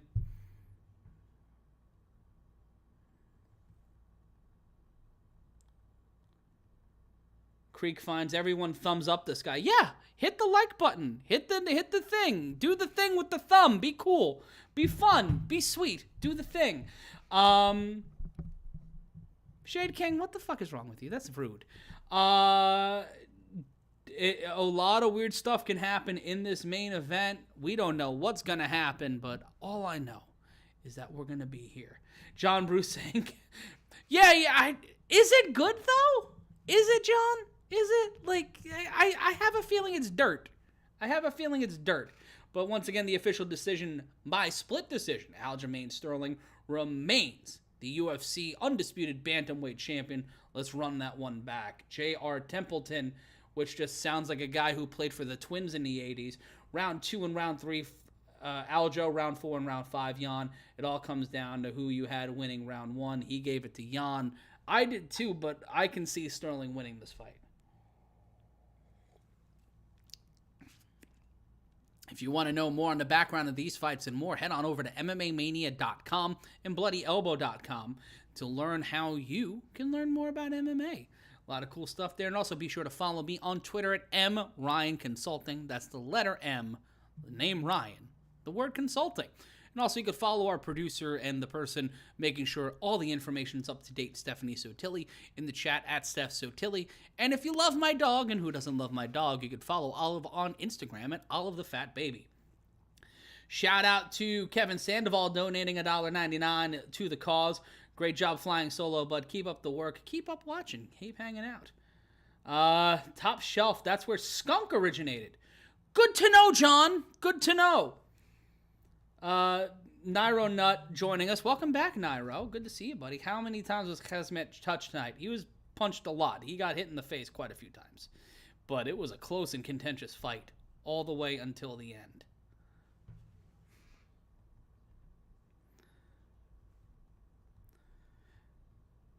Instead of Joe Rogan, John Anik, and Paul Felder, you get me, an amalgamation of all three in terms of weight, size, and redheadedness. I'm Matt Ryan, and please like, comment, subscribe, donate to the Super Chat. Be cool, be a sweetie. If you donate to the Super Chat, you are a sweetie. We also have merch available in the... we'll drop that in the comments, and we'll drop that in the chat below. Trigger D Burns dropped him, but Till revived him. Yes, Shimaev did like the ghost power magic. Pulled the Demi Moore at the end of Ghost. We saw him, and then he fixed it. Erectus 4K saying he's donating plasma to make one last big bet. Arden Palmisa, yeah, Yan had a case to win this fight. He certainly had a case to win the fight. Break of the game, when it's left to the judges, you leave everything up to chance. That is the problem. There's no perfect system when scoring fights because it comes down to human error. No matter how many ways you look at it, boxing has had the same problem for over a century. As we evolve and open scoring becomes a thing in MMA, we might see massive changes. But the more faith you have in finishing a fight, that's how you control how this fight ends. That's how you control victory.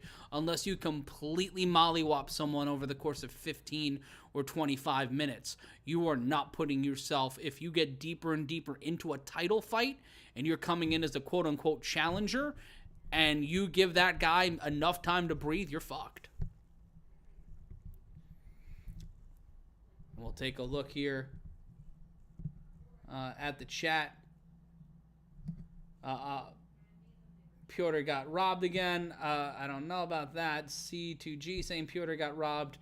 John Bruce saying Gordon Ryan's brother. I don't know. I have no brother. Checking in on the props to watch. Alexander Volkanovski, a -140 favorite. A +110 underdog for Korean Zombie. J.R. Templeton, the champion's advantage. You're not wrong. That it was the champion's advantage coming out tonight. Mula's is saying, oh, and tint the glasses. My glasses, I can't tint them because then I can't see. And then if I can't see, if it makes it harder for me to see, because everything on the other side of me has no light, so I can't really see all that well. I'm just calling on my TV. So if you want me to call the action, you don't want tints in these glasses. Trigger Deem is saying it best. You got to beat the champ. Not only is that one of the best albums by the Mountain Goats ever, and if you haven't heard that album, what are you doing with your life? Go, and not now. You keep listening to me. You don't fucking leave. You can't leave until the fights are over. But after this, go download Beat the Champ and let John Danielle know that I love him.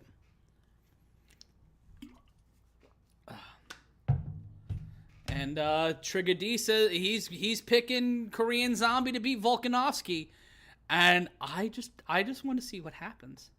I just want the violence. I just want the violence. Send me the violence. For those just joining us across the Combat Culture Network, I'm Matt Ryan, joined on the other side of the metaphorical glass by Stephanie Sotilli and all of the fat baby. And we are bringing you UFC 273. Brendan Sokler usually sits like right here, sitting right next to me, but he had a work emergency, so he was not able to join us this show, but he'll be back on May 7th for UFC 274. That one will be taking place from the Footprint Arena, but we'll be here in the Fallout Shelter in the studio, coming to you for that one live on Combat Culture. Stanley Franklin saying, let the hair down for the main event. All right, if you guys want me to take my hair down, if you guys want my hair down for the main event, I'll take my hair down. I am shameless. I will do that to be liked. But let us know in the chat if you want the hair down for the main event, mainly because it would feel good to just have my hair down for a while. J.R. Templeton making a really good point. Give it another year or so and set up Aljamain 3. It'll draw viewers. Not wrong. Not wrong at all. Pito Caraballo on Facebook saying, I've got Volkanovski 50-45 by unanimous decision. Not a bad one. Not a bad one.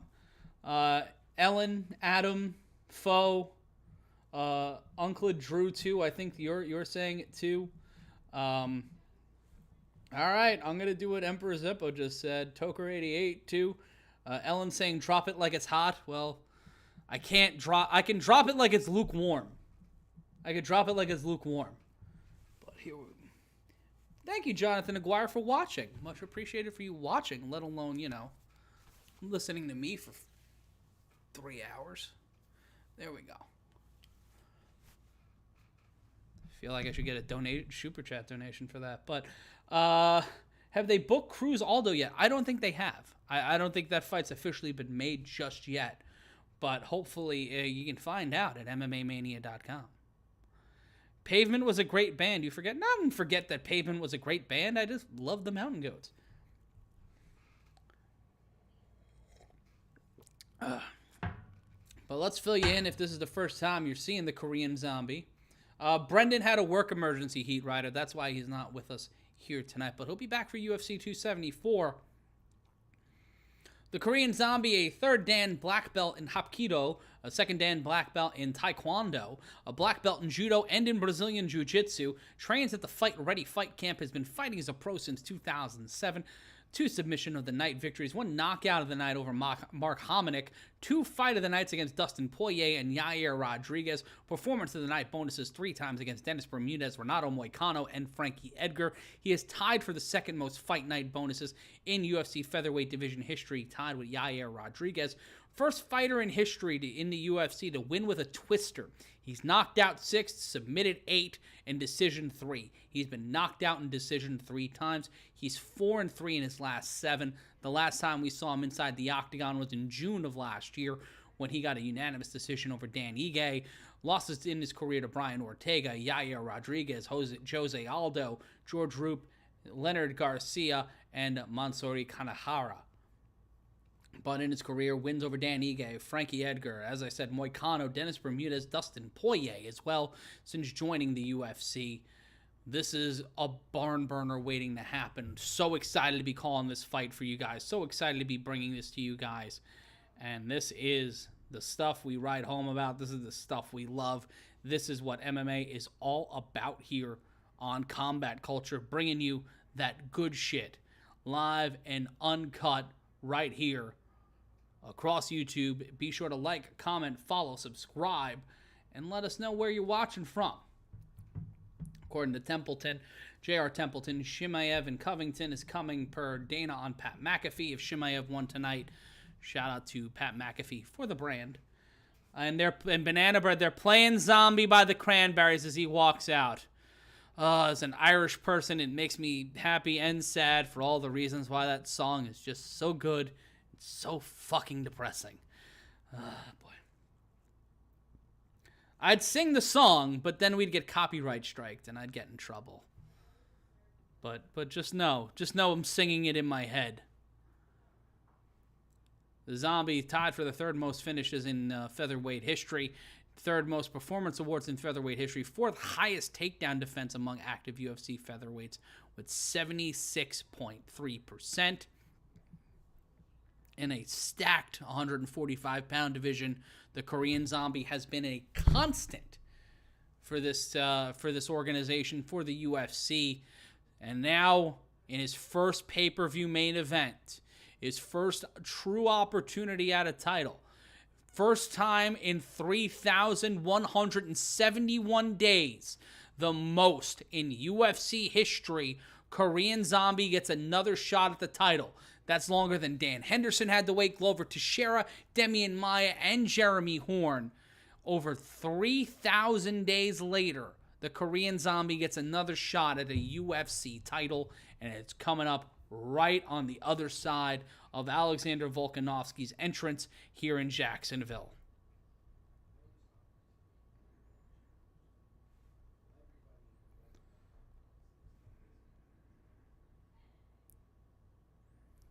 Just resting my voice, guys. I apologize. I've been riding it hard for a few hours now.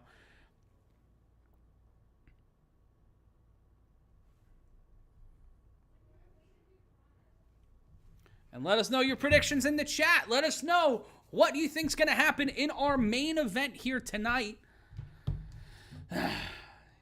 Yeah, it's in my head. It's in my head. And every time I sing it too, every time I sing Zombie by the Cranberries, I always end up with an Irish dialect. Because I'm an Irish American and a German American and a Polish American. But as you can see, with a name like Matt Ryan, I am very Irish. But, and you see Alexander Volkanovski looking like an extra in the movie Snatch. Taking his walk to the octagon, strutting, striving, looking a way to survive, and remain the UFC Featherweight Champion. And this is the thing I love about mixed martial arts. We have a huge fight here tonight. We have a crowd and a chat full of some awesome people. And this is the thing that we love doing. We love building this sense of community. We love being a part of this, and we love you being a part of it. So if this is your first time watching us and you really like what's going on, all we ask you to do is hit the like button, hit the subscribe button, drop a comment, let us know where you're coming from. And be sure to join us every single month. If you ring the notification bell, you'll know every time, not only when we drop a video, but when we go live. We start at 9:45, 15 minutes before each main card on the pay-per-view. And that's what we do every pay-per-view, every UFC pay-per-view. Hopefully we'll be bringing you some awesome fights that are not just the UFC this year. We might be bringing you a Canelo Alvarez fight. We might bring you that weird Floyd Mayweather fight that's on in an Abu Dhabi airstrip or some shit on a helipad or some other thing. 70 John Pauletta saying 77%, saying Volkanovski 23% here. Rob Ray saying Zombie doesn't have the power to take out Volkanovski. John Bruce saying Volkanovski's going down. Volkanovski's got the second active longest win streak in the UFC. Trigger D saying Zombie can bite his head. Yes, he can't because it's illegal, but he is a zombie, so he could bite him in his head, head. Zombie, hey. Shout out to Nick McMillan from Marysville, Kansas. Lito Harden, $25 to get back $125. That's not a bad bet. And also, thank you for being cool about not asking to see the fights tonight, guys. Like, that's usually a thing, and you guys are awesome. Zombie by way of assimilation. Trigger D, line of the night candidate. Let's take a look at the tail of the tape here. Volkanovski 33, Korean Zombie 35. Zombie with the height advantage, 1 inch height advantage, 5'7" to 5'6", both coming in at 144.5 pounds. Slight reach advantage for the Zombie, 72 inches to 71.5.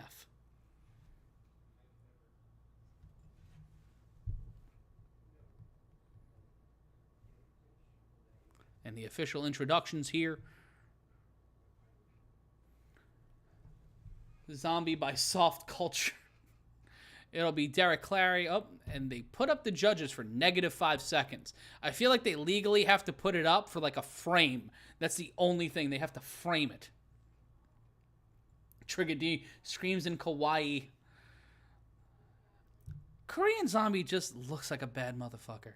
Like, he just looks like a classic. Like, he should be starring in Hard Boiled. There should be an entire sequel, an entire remake to Hard Boiled, where it just features Korean Zombie in it. That's all I'm asking for. How good did Sterling and KHAMZAT did? That's Mike Wong asking. Oh, they did great. They kicked. Two great fights. Like, Chimaev got pushed to his limit by Burns, and, you know, for Aljamain Sterling, he proved that he can hang with Petr Yan, and he walked out with the title. Whether or not everybody agrees that Aljamain Sterling should remain the undisputed bantamweight champion, all comes down to a trilogy fight, and I hope to see that one in 2022 as Alexander Volkanovski gets introduced to the audience in Jacksonville. Shout out to Jason Mendoza, the pride of Duval. John Bruce saying, don't underestimate the Vicious Throws. I think I saw the Vicious Throws. That just sounds like a band that would have toured with the Veronicas in the early 2000s, or was a supporting act to the Ting Tings in the late aughts, early 2010s. And Unbroken 1010 making his prediction for Volk in the third round.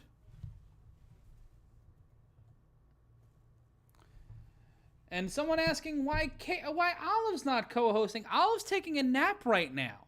Olive the Fat Baby, you usually hear her on the show. For whatever reason, Olive's sleeping tonight. You usually hear Olive giving the dog play-by-play. The SAP button is the dog AP button. It's the dog language option.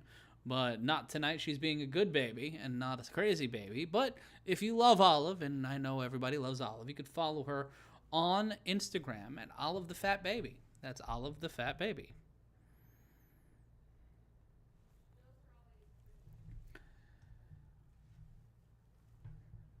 I see Vegeta saying should be no trilogy. Aljo up to nothing. That first fight gave rein to the second fight. And there's still questions. And Volkanovski just staring emphatically into the camera.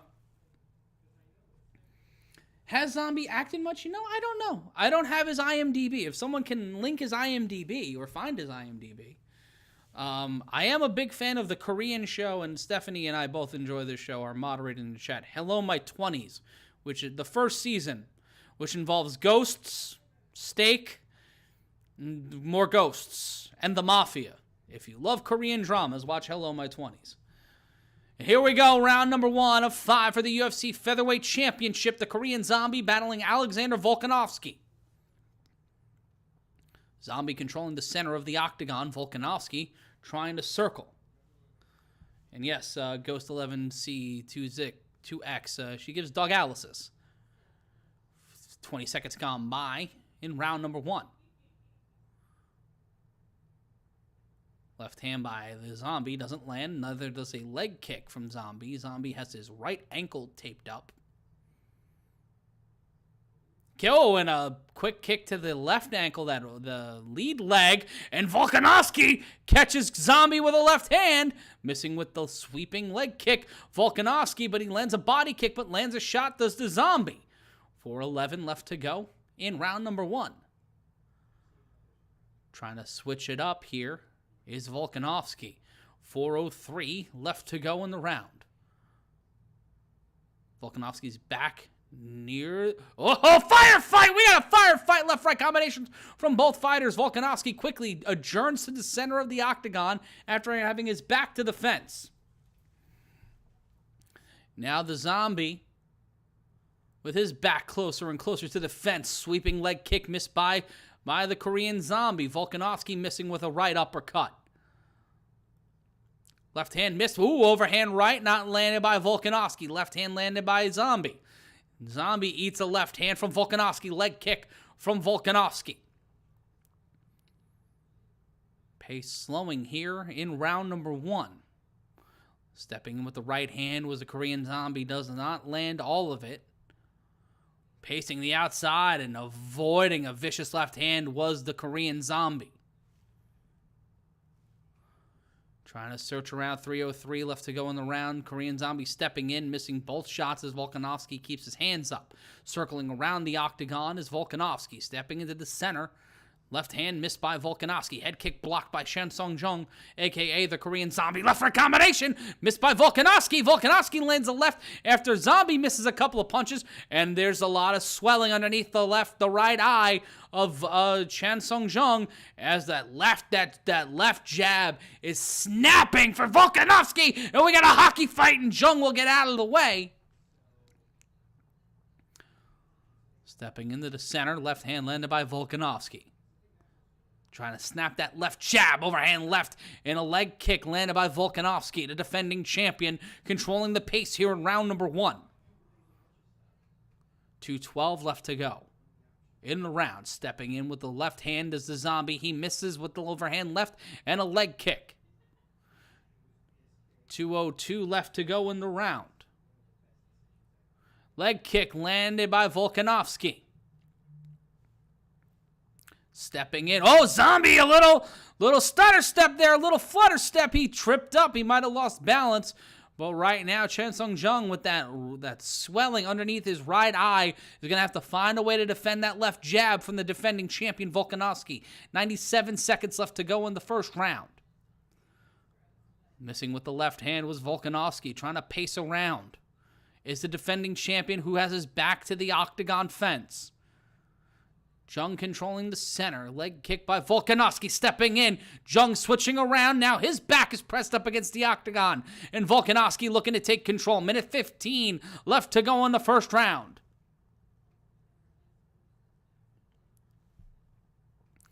Jung pressed up and taken down by Volkanovski. Volkanovski now trying to go into side control. Now in the mount. Trying to pressure, and Jung pressed up against the fence. Could be going for a guillotine here is Alexander Volkanovski. Sung Jung avoids it. Now pressed up against the fence. Trying to do a throw here is either fighter trying to just create some separation.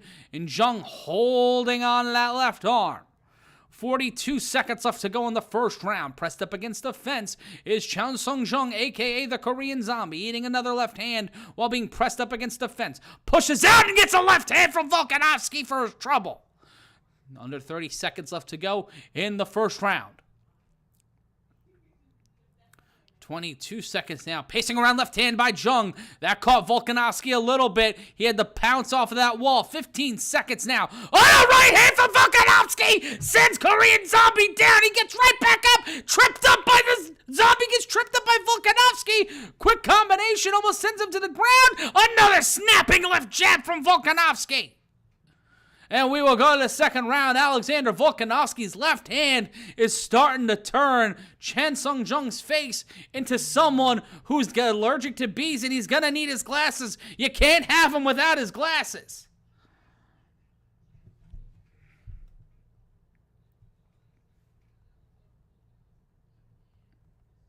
Do I think Dana will hand out extra bonuses tonight? Yes. Yes, I do. Trigger D saying Volk is Broken's son.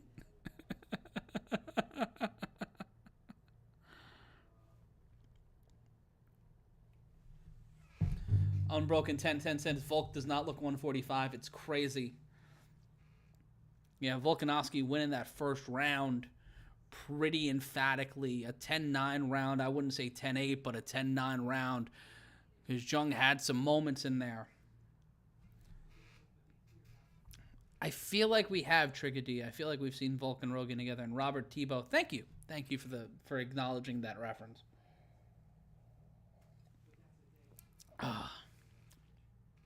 We begin round number 2 in Jacksonville. Take a sip of the red coffee and lean into this. 10 seconds gone by. Both men standing in the center of the octagon. Volkanovski trying to create something. Leading with that left hand leg kick by Zombie.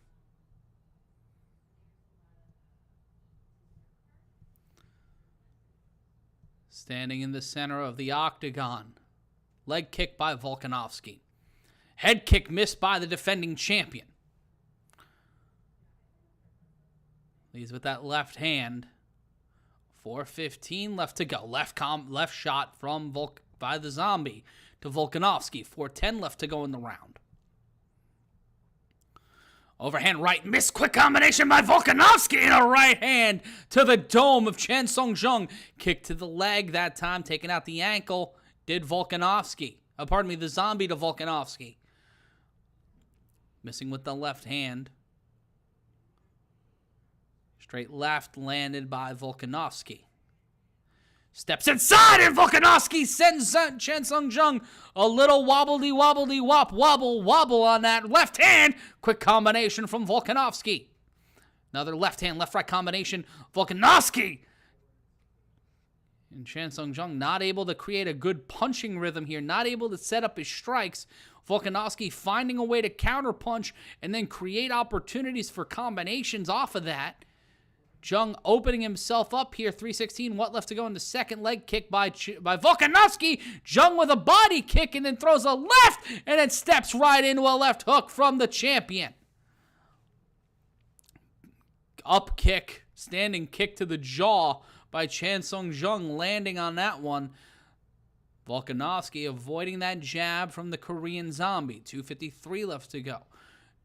Volkanovski moving around the octagon. 2:48 left to go. It's UFC 273 on Combat Culture. I'm Matt Ryan, traditionally joined by Brendan Sokler.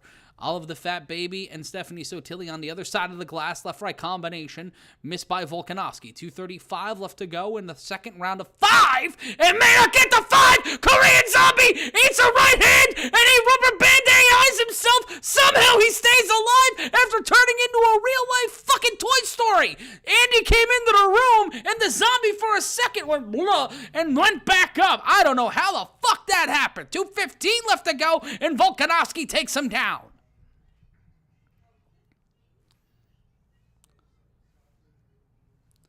And now pressed down on the mat is the Korean Zombie, Volkanovski, putting pressure on the throat, trying to drive that forearm in. And now the Korean Zombie trying to pull a submission. Volkanovski fights off and now scrambles right back onto Sung Jung, trying to put pressure now on the Korean Zombie. Left hands from Volkanovski.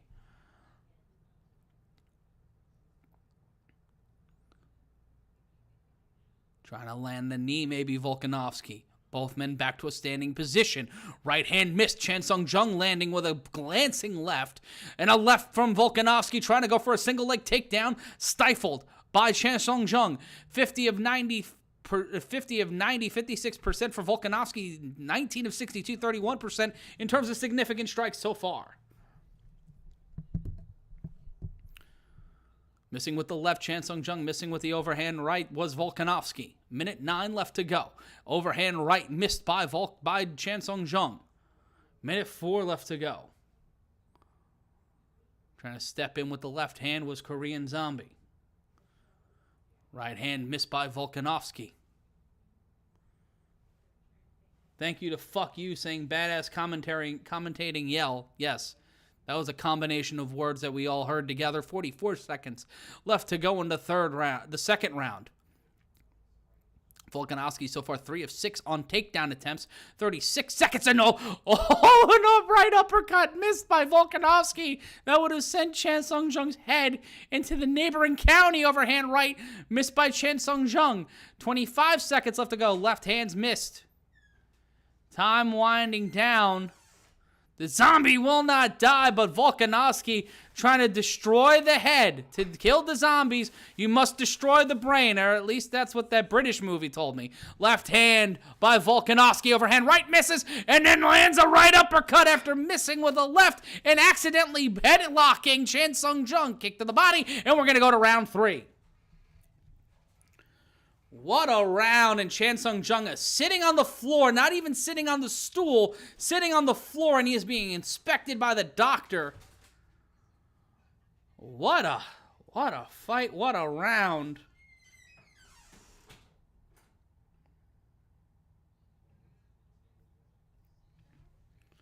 Chris Lagman saying, Holloway the real champ. Nah, bruh, Volkanovski the real deal.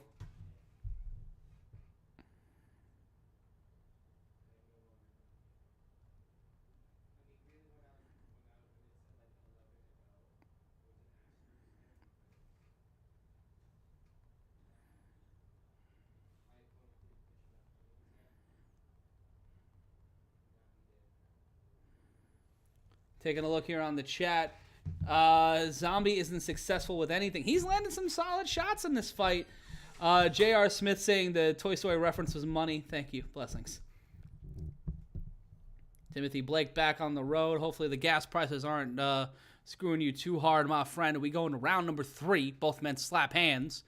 And here we go. The UFC's clock is brought to you by Timex. Ours is brought by something we bought on Amazon. 4:46 left to go. Left hands. Overhand right missed. Ooh, and an overhand right landed by Volkanovski. Both men teeing off here. Both men not looking to see a 5th and final round. They don't give a fuck about scorecards. They are ready to light each other up as if it was the 4th of July. Left hands, both men missing. Left hand, straight left hand that time by Sung Jung not landing. 4:20 blaze it left to go in the round.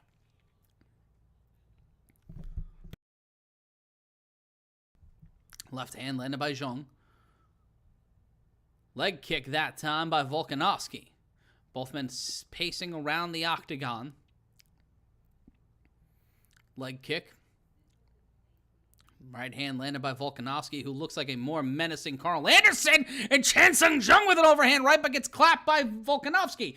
Thank you to Nairo Nut donating $10 to the cause, and the zombie coming in with a combination of his own, but eats a left from Volkanovski. 3:43 left to go. Leg kick. Pacing around. Left hand by Volkanovski.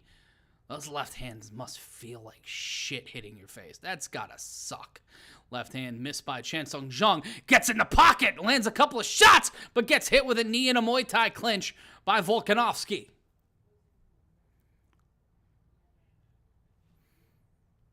Standing in the center of the octagon. Right hand missed by Jung, but clipping the jaw was Volkanovski. 3:07 left to go in the round. Volkanovski looking to pace. Oh, and throws a left. The camera cut made us miss if it hit or not. It looked like he got snapped back on it. And that left jab just starting to feel a lot more free from the hand of Volkanovski. 2:48 left to go. Left hand landed by Volkanovski. Another straight left.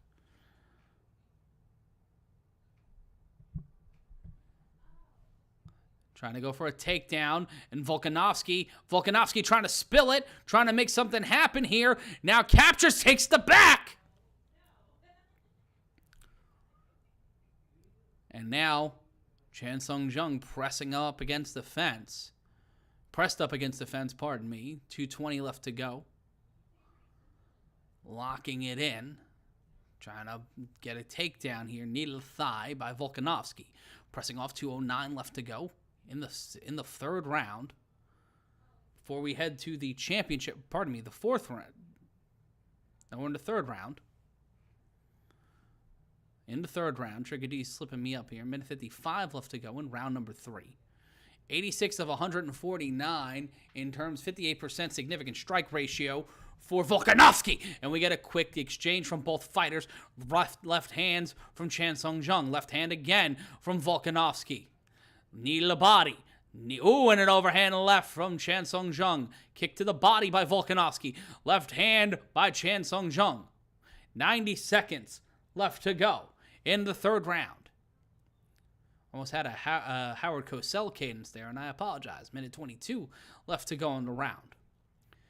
Right left combination missed by Sung Jung. Minute 15 left hand landed by Sung Jung.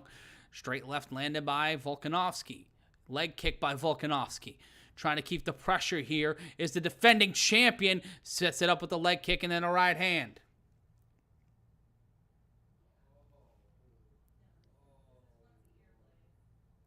.55 seconds left to go in the round.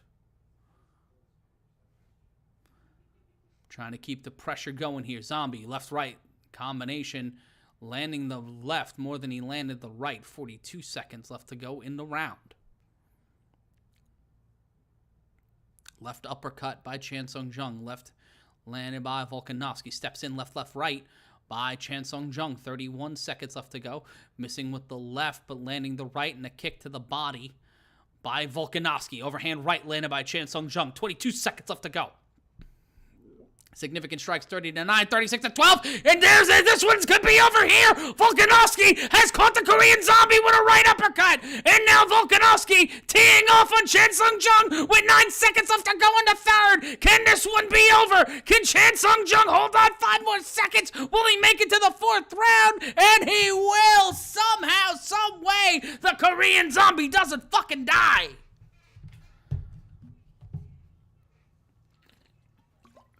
What a round, and what a way to... What survival instincts by Sung Jung.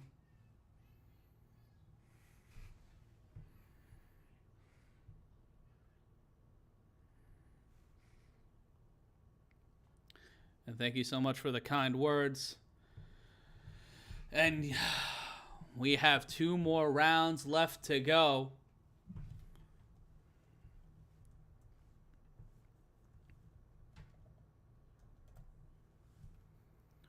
Bringing you this action here on the Combat Culture YouTube channel.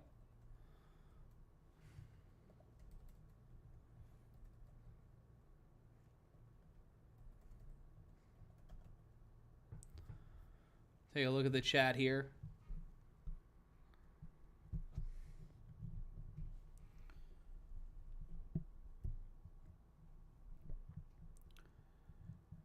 Trigger D saying Sung Jung was reanimated.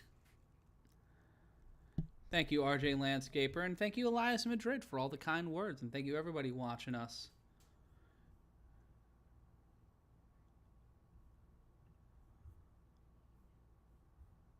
Kumbaya, enjoying it, and we head into the 4th round here.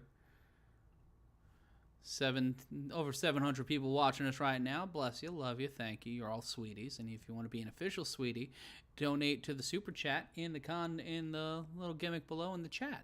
4:41 left to go in the 4th round. Shout out to Adling watching us on Facebook. Standing in the center of the octagon, missing with a right hand, was Volkanovski. Jung looking a little tired, looking a little uncertain on his feet, and gets the tree chopped down.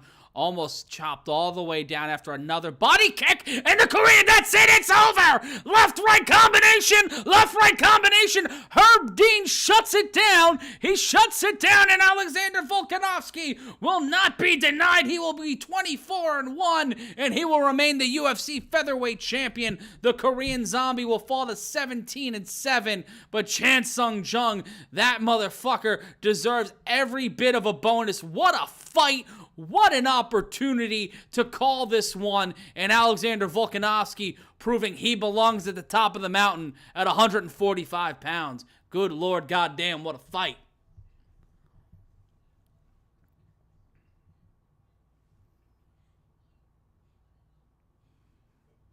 What a night, what a fight. That right hand, and then it just like bing bong, that's it. Good night, everybody. See ya. Everybody have fun. Safe travels. You know, stand clear of the closing doors, please. Basically what we just dealt with here.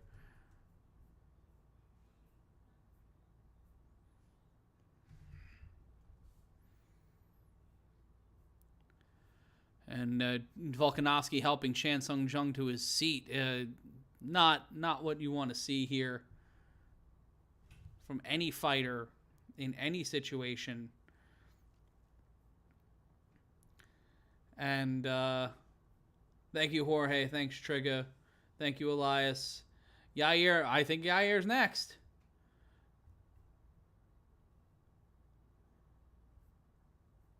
Thank you, Charlene. You're a sweetie. Thank you, Otis. And we'll get the official decision in just a moment. We'll get your thoughts, and we'll wrap this one up after a long night. If you haven't bought merch yet, click the merch link, tinyurl.com/yellingmerch. Thank you, Adrian. And the money from the shirt will go to Teach for America to help fund teachers in America. And also it's a charity that's very close to my heart because of some friends of mine and the opportunities it allowed for them, or opportunities it was going to allow for them. Alexander Volkanovski winning by TKO here tonight as we wrap things up. Thank you, Charlene, for the nice words. Thank you, Rob Ray. And if you want to hang out tomorrow in Bushwick, head on over to the Muse on 350 Moffett Street for Catalyst Wrestling's Fear and Loathing in New York City. That's Catalyst Wrestling's Fear and Loathing in New York City. We've got people from the NWA, AEW, Ring of Honor, and more, all available tomorrow for $25. And if you want to come say hi to me and say hi to Brendan, you're more than welcome to. Buy a ticket, take the ride. You can get more information at catalystwrestling.com. And shout out to John, shout out to Andrew. Thank you, Kumba, for subscribing. If you haven't subscribed yet, what's wrong with you? Hit the subscribe button, do the thing. But Alexander Volkanovski being interviewed right now. And hopefully we all see you tomorrow. Thank you, Olive. Thank you, Stephanie. Thank you, everybody who's joining us here tonight in the studio and abroad. On that note, we're going to say thank you and say so long from the studio so I can get some water and I can breathe a little. But thank you guys so much for joining us. We appreciate you. We love you. We will see you on May 7th for UFC 274. Big things popping, little things stopping. So